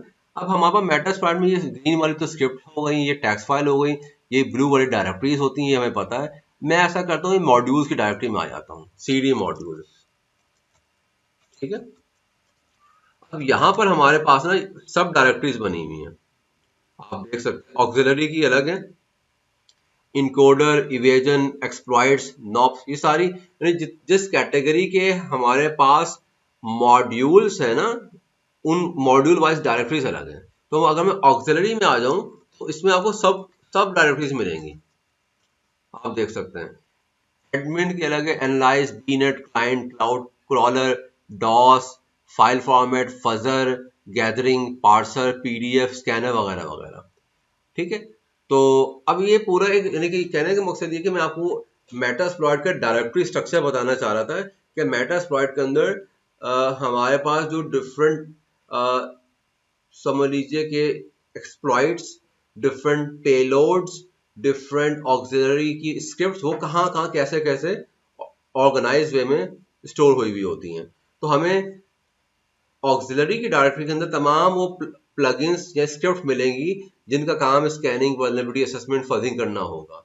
और मैं पीछे आ जाऊं वापस, तो एक्सप्लॉइट्स की डायरेक्टरी के अंदर हमें वो तमाम एक्सप्लॉइट्स मिल जाएंगे। अब एक्सप्लॉइट को मैंने लिस्ट किया, ठीक है, तो आप देख सकते हैं कि इसके अंदर ये डिफरेंट किस्म के एक्सप्लॉइट्स हैं, मतलब कैटेगरी वाइज अलग किए हुए हैं, यानी कि हर डायरेक्टरी के अंदर फिर उस कैटेगरी का एक्सप्लॉइट होगा। जैसे अगर मैं मिसाल के तौर पर एक्सप्लॉइट की डायरेक्टरी के अंदर विंडोज पे क्लिक करता हूँ, यानी विंडोज को सेलेक्ट करता हूँ, ठीक है, तो मैं LL exploits and then Windows. और देखिए विंडोज में भी अंदर सब डायरेक्टरीज बना दी हैं, जैसे कि ब्राउजर का ये नजर आया था मुझे, कहाँ गया, ब्राउजर का एक्सप्लॉइट इस डायरेक्टरी में पड़े हुए होंगे। इसके अलावा NFS के या MySQL के या MS SQL सर्वर के एक्सप्लॉइट इस डायरेक्टरी में पड़े हुए होंगे। एंड आगे SMTP के अलग, VNC के एक्सप्लॉइट अलग, यानी कि अलग अलग कैटेगरी वाइज उन्होंने बिल्कुल सिस्टमेटिक तरीके से उन्होंने ऑर्गेनाइज किया हुआ है। ठीक है, ये एक तो ये बात होगा। ये देखें, ये जितने अभी तक मेटा एक्सप्लॉइट के अंदर पब्लिकली नोन एक्सप्लॉइट है ना, क्योंकि हम लोग 2025 की यूज कर रहे हैं, ठीक है, वो अवेलेबल होंगे। ठीक है, वो अवेलेबल है। हाँ, अब अगर कहा जाए कि यार देखो, मिसाल, चलो कल की बात तो बहुत ही जल्दी हो जाएगी, महीने पहले कोई एक्सप्लॉइट, मानी कोई, सॉरी, कोई वल्नरेबिलिटी डिस्कवर हो गई है और उस वल्नरेबिलिटी का एक्सप्लॉइट भी मार्केट में मिलना शुरू हो गया है। प्रॉपरली अवेलेबल नहीं हुआ, लेकिन लेट सपोज वो मार्केट में मिलना शुरू हो गया है बैक चैनल्स के जरिए से और जो दूसरे चैनल्स होते हैं, तो अब वो यहाँ पर नहीं होगा। वो हो सकता है कि जो मेटा एक्सप्लॉइट का जो पेड प्रो वर्जन है उसमें वो लोग पुश कर दें, नंबर एक। वरना आप क्या कर सकते हैं, सिंपल, आप व्हाट यू कैन डू, आप वो रूबी के एक्सप्लॉइट मिल जाते हैं, अब वो गूगल करके मुझे ढूंढने पड़ेंगे, आप गूगल कीजिएगा, आपको मेटा एक्सप्लॉइट के या रूबी की स्क्रिप्ट मिल जाएंगी जो एक्सप्लॉइट बिल्ट इन अवेलेबल नहीं है। आपने सिंपल ला के उसको यहाँ डायरेक्टरी में प्लेस करेंगे और वही जो कमांड, जो स्टैंडर्ड कमांड होंगी वो वहां चल जाएंगी। ठीक है,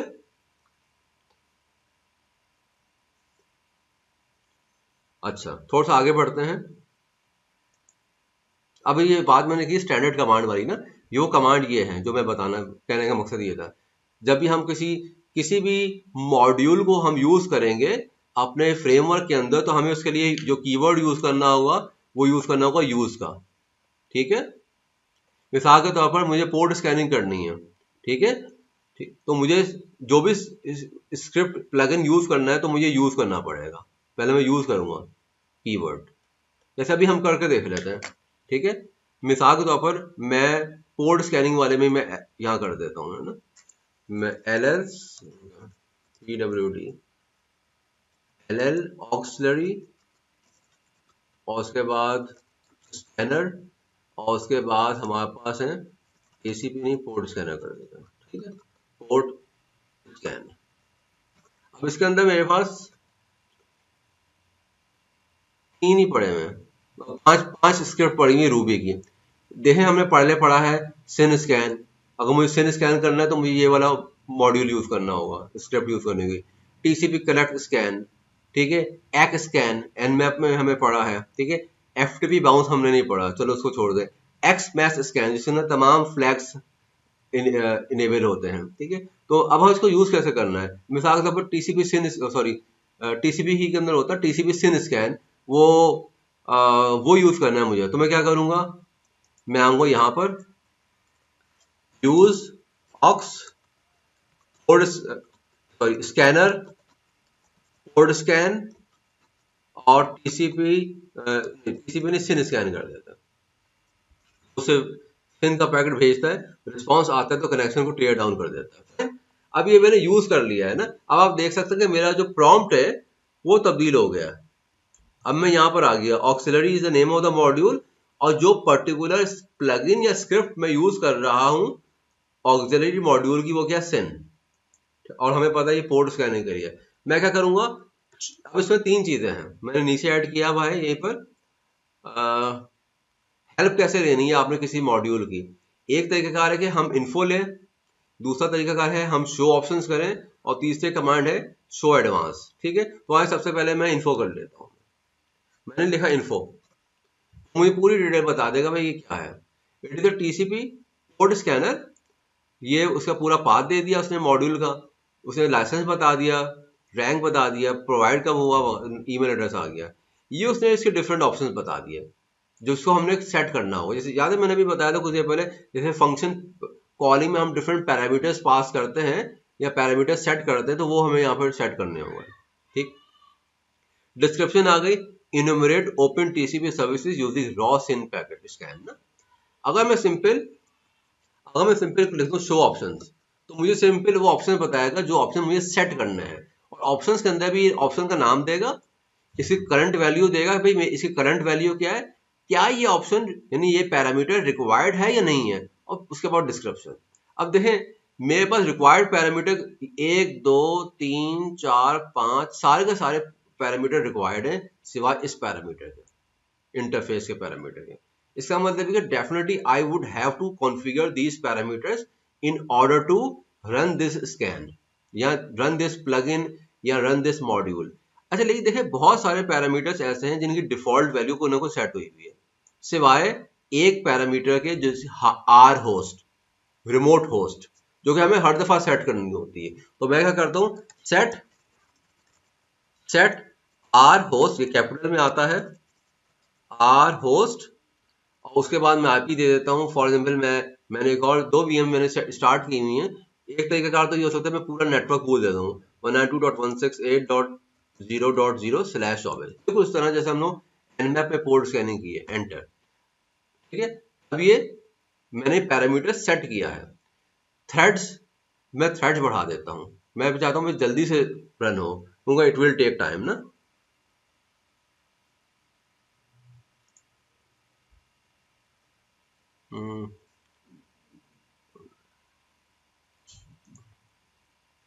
इनको मैं रिज्यूम कर देता हूँ, ठीक है। अच्छा मैं 1 मिनट दे, मैं यहाँ पे मेटास्प्लॉइट की वीएम ये है, इसकी आईपी कौन सी मिली है, क्या मिली या नहीं मिली, इसको स्टैटिक आईपी लगी हुई है क्या, सी डी ई टी सी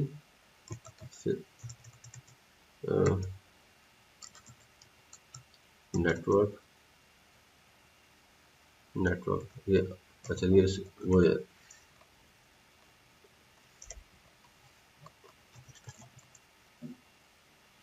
नहीं तो आई थिंक ये हो जाएगा कनेक्शन ना। मैं रुका इसको अभी चेक कर लेता हूँ मैं कि रिमोट सेल दे देता हूँ, पता चल जाएगा।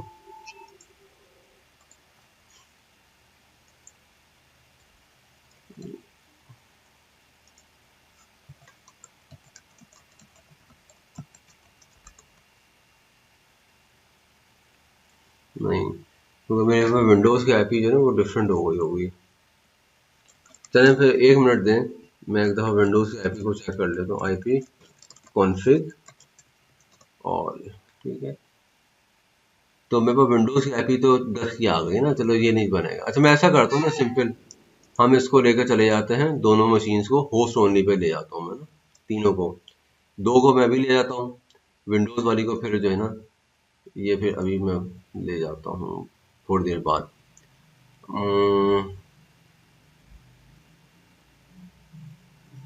ये रही, ये काली लिनक्स है मेरे पास। सेटिंग्स में मैं आया और नेटवर्क और एडाप्टर 2 को मैं कन्वर्ट कर देता हूँ होस्ट ओनली एडाप्टर पर, ठीक है, चेंज कर दिया मैंने। और मेटास्प्लॉइटेबल चल रही है मेरे पास यहाँ पर। सेटिंग्स में मैं आया और सेटिंग्स में आने के बाद नेटवर्क पे आया, इसको भी मैंने कर दिया होस्ट ओनली एडाप्टर, ठीक है। ये तो हो गया। अब मैं वापस जाता हूँ, अब मेरे पास होस्ट ओनली एडाप्टर की जो पूल है मेरे पास वो है 56.1 वाला ना। अब मैं आ जाता हूँ अपनी काली के ऊपर, ये आ गया मैं, सॉरी ये आ गया मैं काली पर, राइट। अच्छा काली पर आने के बाद ये मैंने किया लॉगिन, ठीक है। अब मैं क्या करूँगा, इफ कॉन्फिग ETH1 192.168.56. कर देता हूँ मैं काली को /24, ठीक है। और यहाँ पर मैं आप पुटी लॉगिन करता हूँ इस आईपी के ऊपर ना, तो आई होप सो के मैं लॉगिन इजीली कर लूँगा 56.10, ठीक है। लग नहीं रहा, क्यों?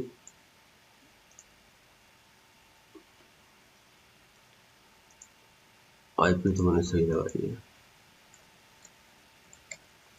थिंग 192.168.56.1। अच्छा नेटवर्क इनविजिबल क्यों, इफ कॉन्फिग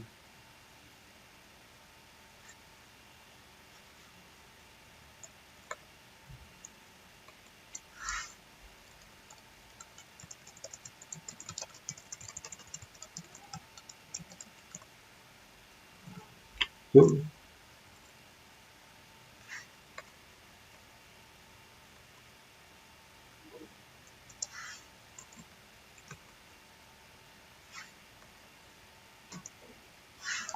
राउट ऐड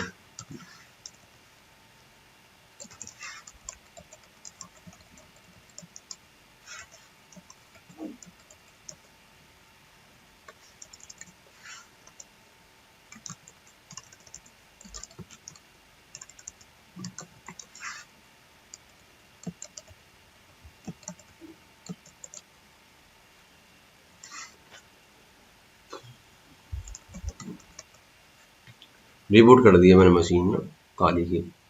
और यहाँ पर क्या मसला है, इसको भी मैं, अच्छा ये काली की मशीन मैंने होस्ट वाली पे आ गया हूँ, ठीक है। और इसको भी मैंने जगह रीस्टार्ट कर देता हूँ, फिर देखते हैं कि क्या होता है। मेटास्प्लॉइट रिबूट, ठीक है।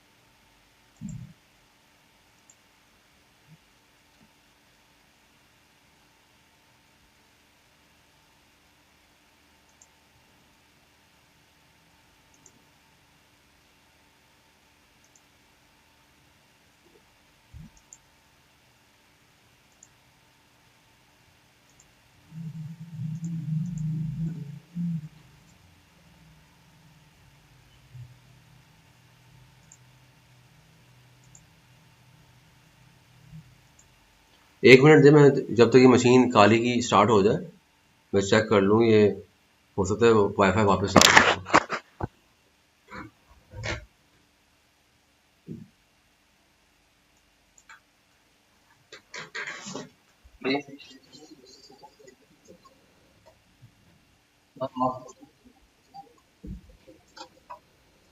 हाँ, ऐसा कर लेते हैं। वैसे वो वापस आ गया है, ठीक है ना, लेकिन चलें क्योंकि अब टाइम, वैसे सही कह रहे हैं आप। तो कहाँ गए तो हम जो है, मैं रिवर्ट कर देता हूँ इसको एक दफ़ा सेटिंग को ना। और लेकिन जब मैं अगर आईपी अपनी चेंज करूँगा, यानी वापस मैं आऊँगा इसके ऊपर, तो 1 मिनट का थोड़ा सा जर्क आएगा, रुके।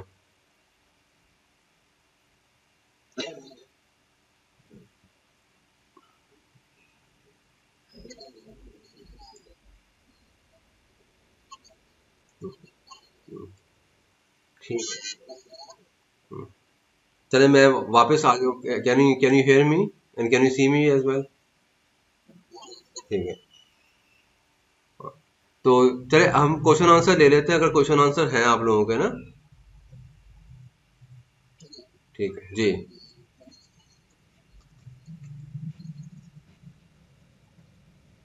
राइट।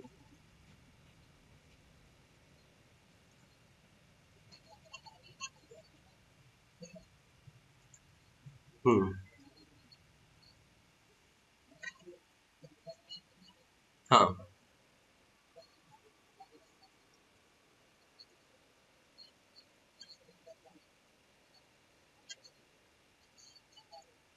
हम्म। देखें, ये जो चीज़ है ना, ये एथिकली तो पॉसिबल नहीं है। 1 मिनट दें बस, मैं इन दोनों को ना एक दफ़ा रीस्टार्ट कर दूँ ना, ये मेटास्प्लॉइट वाली भी।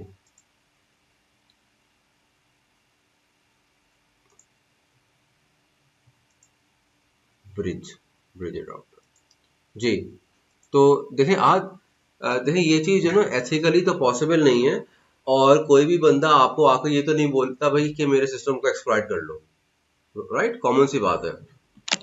तो आपने अनएथिकल बैक चैनल्स, बैकडोर्स आपने तलाश करने होते हैं। जैसे कि मिसाल के तौर पर, अब आपने की लॉगर आपने किसी यूजर की मशीन पे इंस्टॉल करना है, तो फर्स्ट ऑफ ऑल यू इधर दे डिलीवरी का मैकेनिज्म जो है ना, रुके मैं चले इसी को इसको आखिर में ले आता हूँ, ये पेज नंबर 10, न्यू पेज ना। और डिलीवरी के जो मैकेनिज्म्स होते हैं ना, दो होते हैं। एक होता है लोकल डिलीवरी, एक होता है रिमोट डिलीवरी। लोकल डिलीवरी में या तो आप यूएसबी लगाते हैं, ठीक है, यूएसबी लगाकर आपने किसी तरीके से आपने इंस्टॉल कर दिया की लॉगर। मैं अभी उसको भी डिस्कस कर लेता हूँ, चलें। अब ये मैं रिकॉर्ड कर दूंगा, जो हैंड्स ऑन वाली जो चीज़ है ना, उसको मैं रिकॉर्ड कर दूंगा, या फिर हम ट्यूसडे को कवर कर लेंगे, ठीक है। अच्छा, इसको हम कहते हैं एक्सप्लॉइट डिलीवरी मैकेनिज्म।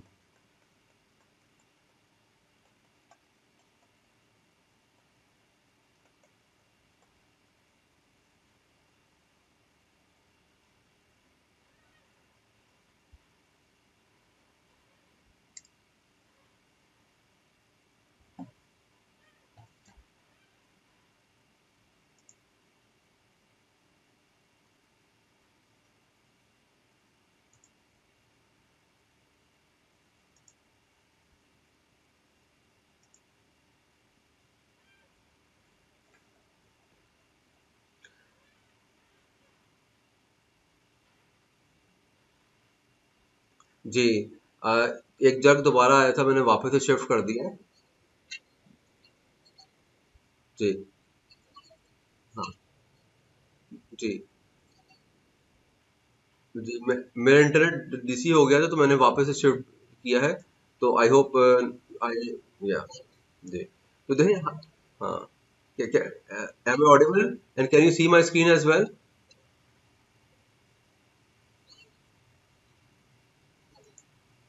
अच्छा, मेरी स्क्रीन भी विजिबल है आप लोगों को, क्या नहीं विजिबल होगी?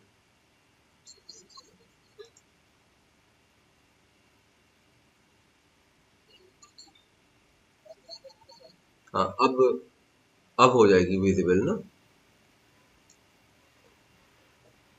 ठीक है। मैं अपनी वीडियो को बंद कर देता हूँ, वीडियो मैंने बंद कर दी, ठीक है। जी, देखिए, इसको हम कहते हैं exploit delivery mechanism. Exploit delivery की फंडामेंटली दो टेक्निक्स होती हैं। एक होती है लोकल डिलीवरी, लोकल डिलीवरी, और दूसरी होती है रिमोट डिलीवरी। लोकल डिलीवरी के अंदर आप अब यूएसबी वगैरह के जरिए से डिलीवर करने की कोशिश करते हैं। पहले फ्लॉपी होती थी, या पहले वो सीडी रोम वगैरह होती थी। लेकिन दरअसल CD ROM is read only content, read only media होता था। तो यहाँ तो फ्लॉपी पहले यूज होती थी, या यूएसबी यूज होती है अभी भी। और रिमोट डिलीवरी के अंदर जाहिर सी बात है, आप यूजर को अमूमन कोशिश ये करते हैं कि फिशिंग ईमेल के जरिए से एक्सप्लॉइट को डिलीवर करवाएं, ठीक है। देखिए, कोई भी यूजर खुद से तो आकर नहीं कहेगा कि भाई मेरी मशीन पर की लॉकर को इंस्टॉल कर दो, जो मैं पहले आपको बता रहा था। आपने या तो लोकल डिलीवरी करनी है उसकी मशीन पर, या आपने रिमोट डिलीवरी करनी है। रिमोट डिलीवरी नेटवर्क के ऊपर से हो सकती है with the help of different unethical techniques, basically जैसे फिशिंग ईमेल है, ठीक है। या आपने कोई वल्नरेबिलिटी ढूंढ कर उसकी मशीन के ऊपर उसका एक्सप्लॉइट को फेंक कर पेलोड रन करके आपने की लॉगर को इंस्टॉल करना है। समझ में आ रही है बात? जैसे मिसाल के तौर पर अभी आपने मेटास्प्लॉइट के जरिए से विंडोज एक्सपी की मशीन को, या विंडोज 7 या 10 की जो आपका टारगेट है, उसको आपने एक्सप्लॉइट कर लिया। अब आप उस मशीन के ऊपर क्या कर सकते हैं? लेट सपोज जैसे मिमीकैट्स भी चला दिया अब, यानी कि नेक्स्ट ये जो टूल है मेटास्प्लॉइट, उसके जरिए से आप मिमीकैट्स भी चला सकते हैं, ठीक है। लेकिन मिमीकैट चलाने के लिए आपको एडमिन की प्रिविलेज चाहिए, राइट? तो what you will do, you आपने मशीन के ऊपर वल्नरेबिलिटी को डिस्कवर किया। वल्नरेबिलिटी को डिस्कवर करने के बाद आपने, ठीक है, पहला स्टेप वल्नरेबिलिटी डिस्कवरी, मैं शॉर्ट फॉर्म में लिख रहा हूँ। आपने उसको एक्सप्लॉइट किया। एक्सप्लॉइट का मतलब कोई पेलोड भी साथ में भेजा होगा, पेलोड लॉन्च हुआ, और पेलोड लॉन्च होने के बाद आपको किसी लेवल का एक्सेस मिल गया। अगर तो वो एडमिन लेवल है, तो फिर तो आप कुछ भी बादशाह हो ना, फिर तो आप उस मशीन में कुछ भी कर सकते हो। लेकिन अगर आप एडमिन नहीं हो, if you are a non admin user, ठीक है, नॉर्मल यूजर हो, तो फिर आप क्या करोगे? आप सॉफ्टवेयर तो इंस्टॉल नहीं कर सकते। ना आप की लॉग इंस्टॉल करोगे। फिर आपने एक स्टेप आगे बढ़ना है, फिर आपने क्या करना है, फिर आपने प्रिविलेज को एस्केलेट करने की टेक्निक्स ढूंढनी है। ठीक है, अब वो क्या टेक्निक हो सकती है, आपने ये फाइंड किया कि यार देखो अब इस मशीन के ऊपर ना मैं एंटर तो हो गया हूं, लेकिन इस मशीन के ऊपर फॉर एग्जाम्पल ब्राउजर वर्नेबल है, और अगर ब्राउजर या को मैं एक्सप्लॉइट कर लूं तो मुझे जो है वो सिस्टम या एडमिन अकाउंट की प्रिविलेज मिल जाएगी।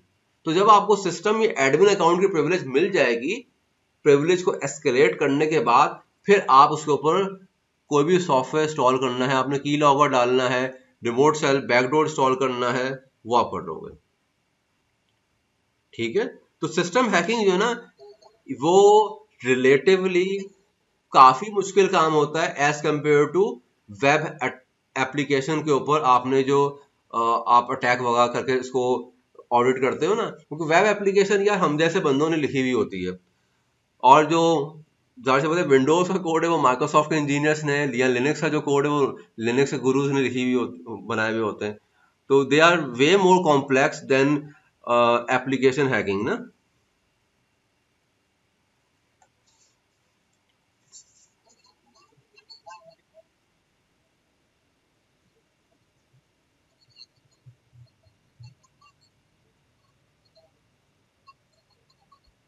हम्म।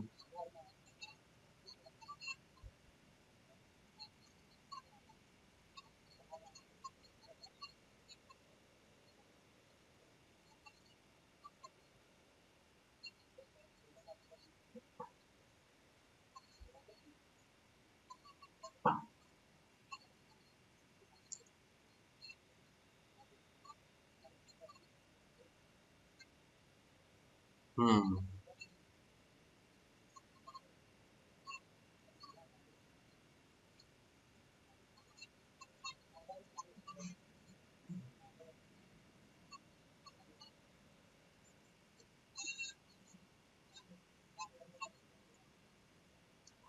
असल में हम्म,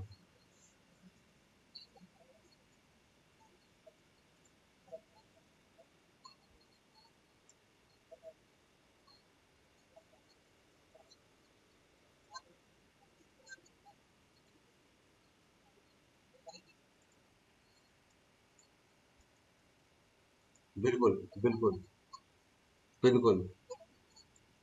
ठीक है जी।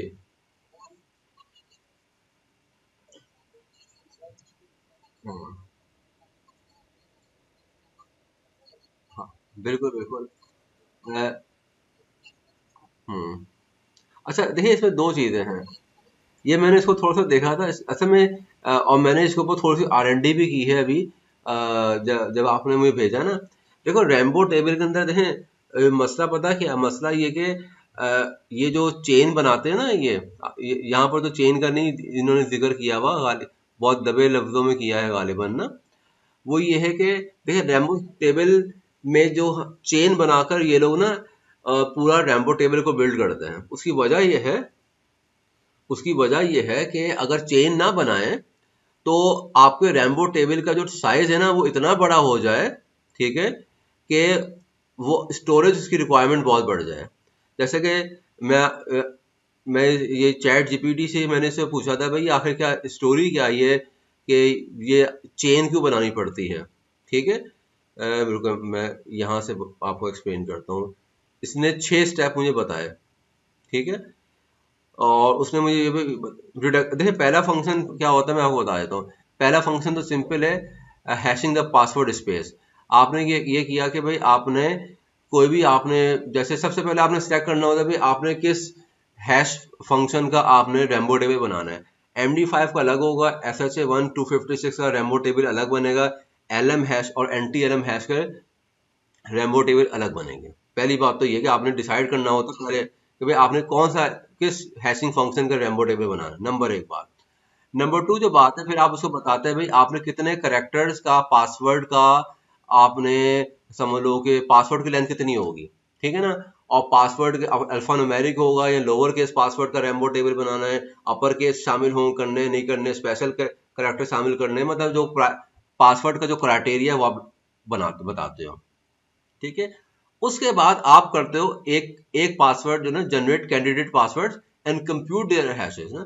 अगला जो स्टेप एक है वो ये कि आप सेट ऑफ पासवर्ड बनाते हो और उससे फिर हैशेस को जनरेट करना शुरू कर देते हो, ठीक है। यहां तक बात तो समझ में आ रही है, पहला स्टेप है। दूसरा स्टेप जो है ना, वो लोग क्या कर रहे हैं, वो एक रिडक्शन फंक्शन बना देते हैं। रिडक्शन फंक्शन क्या करता है, जो since hashes are one way and not reversible, a reduction function is used to map a hash back into the, अच्छा ठीक है। वो लोग क्या करते हैं कि आपने कहा भाई अच्छा भाई, पहले आपने 7 करेक्टर का पासवर्ड आपने उठा लिया ना, उस पासवर्ड का हैश लिया तो आपको एक हैश मिल गया। अब असल में आपको हैश की जो अपेयरेंस है, मैं आपको दिखाता हूँ कई बार हैश अगर यहाँ पे अपेयर हो रहा है। हैश भी तो अल्फा न्यूमेरिक ही आता है ना। आप आप किसी फाइल का हैश लेंगे वो भी अल्फा न्यूमेरिक आएगा, ठीक है। आप किसी स्ट्रिंग का हैश लेंगे वो भी अल्फा न्यूमेरिक आएगा। तो वो कहते हैं भाई जब पहले फेज के अंदर तो आपने समझ लो कि पहला पासवर्ड आपने खुद से एंटर कर दिया, ठीक है ना। दूसरा स्टेप के अंदर रिडक्शन फंक्शन क्या करता है, वो जो हैश आता है ना, उस हैश में से आपने कहा भाई 8 करेक्टर का पासवर्ड होना चाहिए, तो वो उस हैश में से 8 करेक्टर को रिड्यूस कर लेगा अपने पास, और उस रिड्यूस 8 करेक्टर्स को फिर उसका हैश लेगा। समझ रहे हैं मेरी बात? रुको मैं बताता हूँ। आपने पहला स्टेप में क्या किया, आपने पहले स्टेप के अंदर जो भी आपने कहा कि भाई पासवर्ड 8 करेक्टर का होगा, वो आपने खुद से इनपुट दे दिया, मिसाल के तौर पर ए वॉट एवर, ठीक है। उसका हाँ MD5 ऐसा जो भी उसका हैश आ गया। अब इसका जो हैश होगा, अगर ये MD5 उससे 256 से हुआ है, SHA 256 से फॉर एग्जाम्पल, तो ये गालिबन 256 को आप 8 बाइट का बनता है गालिबन ना। 256 डिवाइडेड बाय 8, 32 32 हेक्साडेसिमल नंबर्स होंगे, समथिंग लाइक दैट ना। मतलब एक लंबा सा नंबर होगा ना, A B C, सब कुछ आ रहा होगा, ठीक है ना। तो उन्होंने ये कहा कि भाई आप इसको इस तरीके से रिड्यूस करें, ये जो एक 32 करेक्टर्स की जो स्ट्रिंग है, आप इसको इस तरीके से रिड्यूस करें कि अब ये जो वैल्यू आई है ना, इस वैल्यू को एज अ पासवर्ड लें और उसका हैश ले लें। समझे आप? अब आप इसका हैश ले रहे होंगे, समझे आप?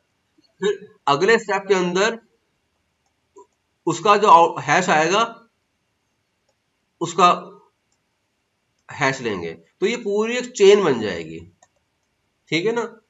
अच्छा आगे वो मतलब और फिर बता ये रहे हैं कि जब ये पूरी चेन बन जाएगी तो इसमें मल्टीपल चेन्स आपके पास बन जाएंगी, जिसमें ब्लॉकचेन में चेन बन जाती है, ठीक है। फायदा इसका क्या है? फायदा उसका ये है कि एक तो ये स्टोरेज स्पेस कम लेता है, और तुम्हें याद होगा एक वो मेरे ध्यान में नहीं आ रहा, वो याद है वो मर्कल ट्री, ब्लॉकचेन के अंदर मर्कल ट्री बनती है। हाँ, तो मर्कल ट्री का बेनिफिट ये होता है कि आप सर्च कर लेते हैं कि भाई ये वाली ट्रांजैक्शन जो है वो किस ब्लॉक में है या नहीं है उसके, तो बिल्कुल इस तरीके से कोई क्रिप्टोग्राफिक फंक्शन से जो है ना, ये फाइंड हो जाएगा कि क्या ये वाला पासवर्ड इस चेन में एग्जिस्ट कर रहा है कि नहीं कर रहा। तो इस तरह searching with in the chain भी आसान हो जाएगी और क्विक हो जाएगी, ठीक है। तो मैंने अभी तक इसको यही इतना ही देखा था। बाकी का मैं जो फ्लो चार्ट है ना, उसको मैं डिटेल में रीचेक करके तुम्हें मैं बता दूंगा कि उस फ्लो चार्ट को जो ना सही है। तो फिर भी मुझे थोड़ा टाइम मिलता है, I do that as well.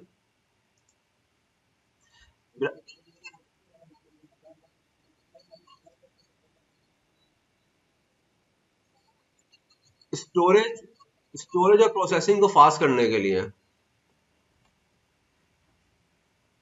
Storage come use होगी। हाँ। हम्म।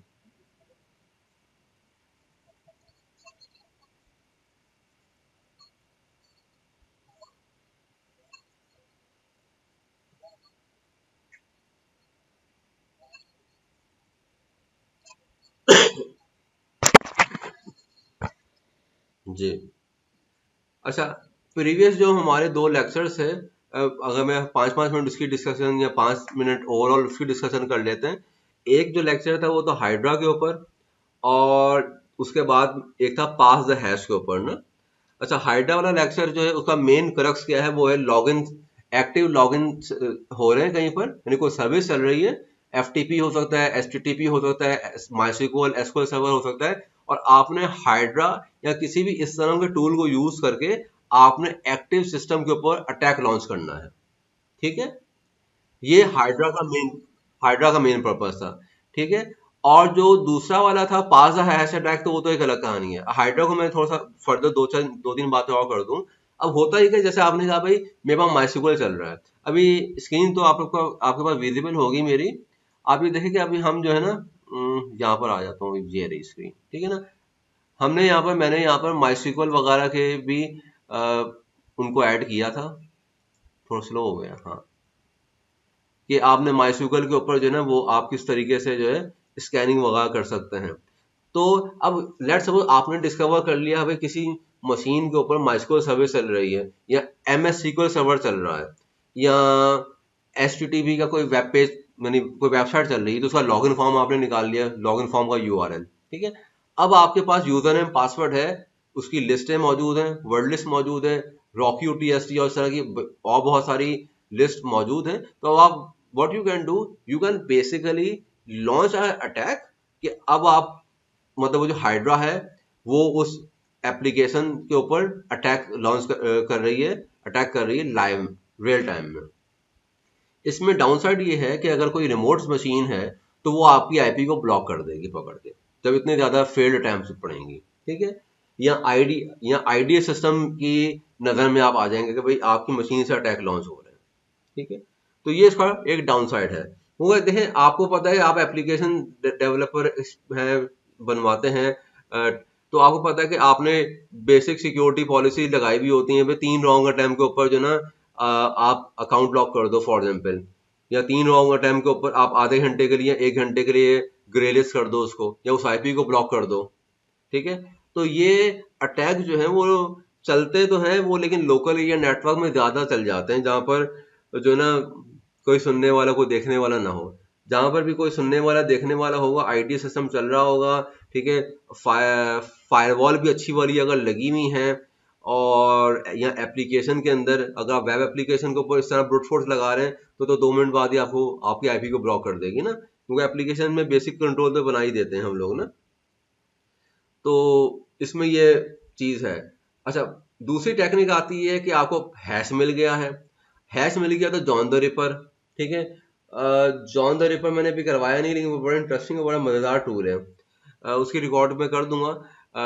तो जॉन द रिपर से आप क्या करते हो, आपको हैश मिल गया तो अब आप हैश को ब्रेक करोगे, तो उसके लिए आपको हाइड्रा की जरूरत नहीं है, आप जॉन द रिपर यूज कर लोगे।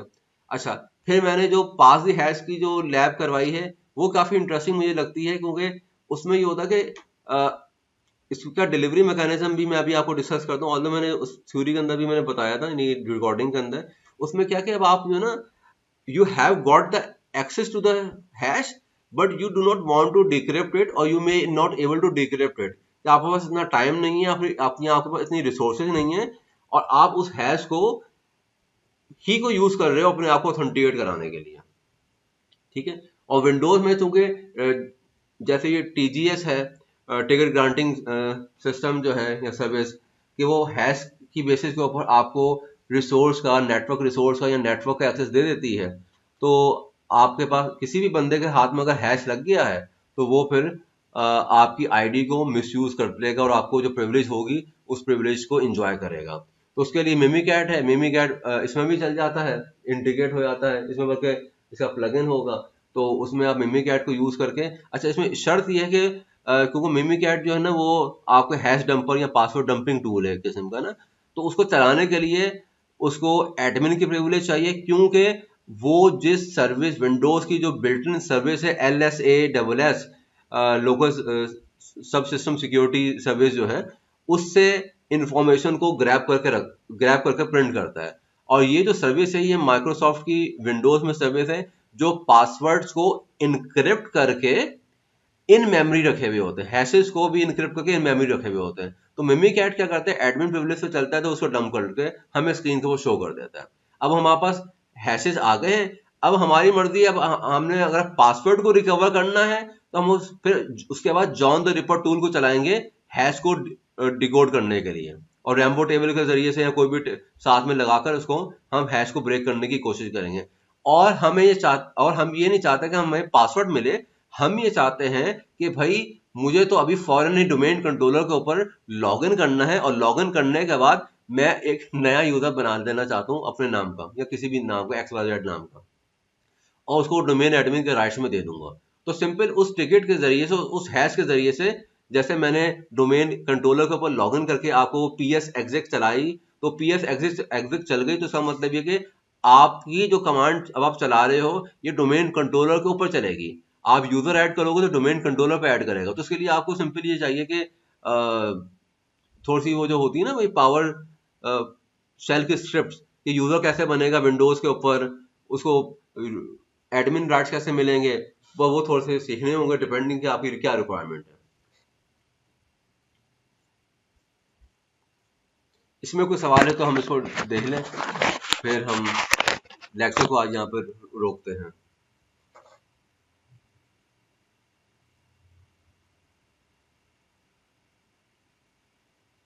जी ठीक, सही है। तो ठीक है, हम लेक्चर को यहाँ रोकते हैं, और अ, मेरी कोशिश ये होगी कि ट्यूसडे वाले दिन हम लाइव ही सेशन रख लें। तो उसमें ये होगा कि थ्योरी तो हमने पढ़ ली है, तो अब मुझे लैब ही करवानी है। तो लैब में जो आज की लैब प्रिपेयर थी वो भी, और जो आगे की जो लैब होगी, कोशिश होगी मेरी ट्यूसडे वाले दिन मेटास्प्लॉइट को हम कंक्लूजन की तरफ ले जाएं। ठीक है, और उसके बाद इंशाल्लाह थर्सडे से फिर हम वेब के ऊपर आ जाएं। और इन केस अगर किसी वजह से length, due to the length of the या डेप्थ ऑफ द टॉपिक्स, अगर हम ट्यूसडे वाले दिन मेटास्प्लॉइट को कंक्लूड नहीं कर पाए तो फिर हम थर्सडे को इंशाल्लाह मेटास्प्लॉइट को कंक्लूड कर देंगे। ठीक है, चलिए, okay, thank you very much. इंशाल्लाह ट्यूसडे को मुलाकात करते हैं। इंशाल्लाह, ओके, अल्लाह हाफ़िज़।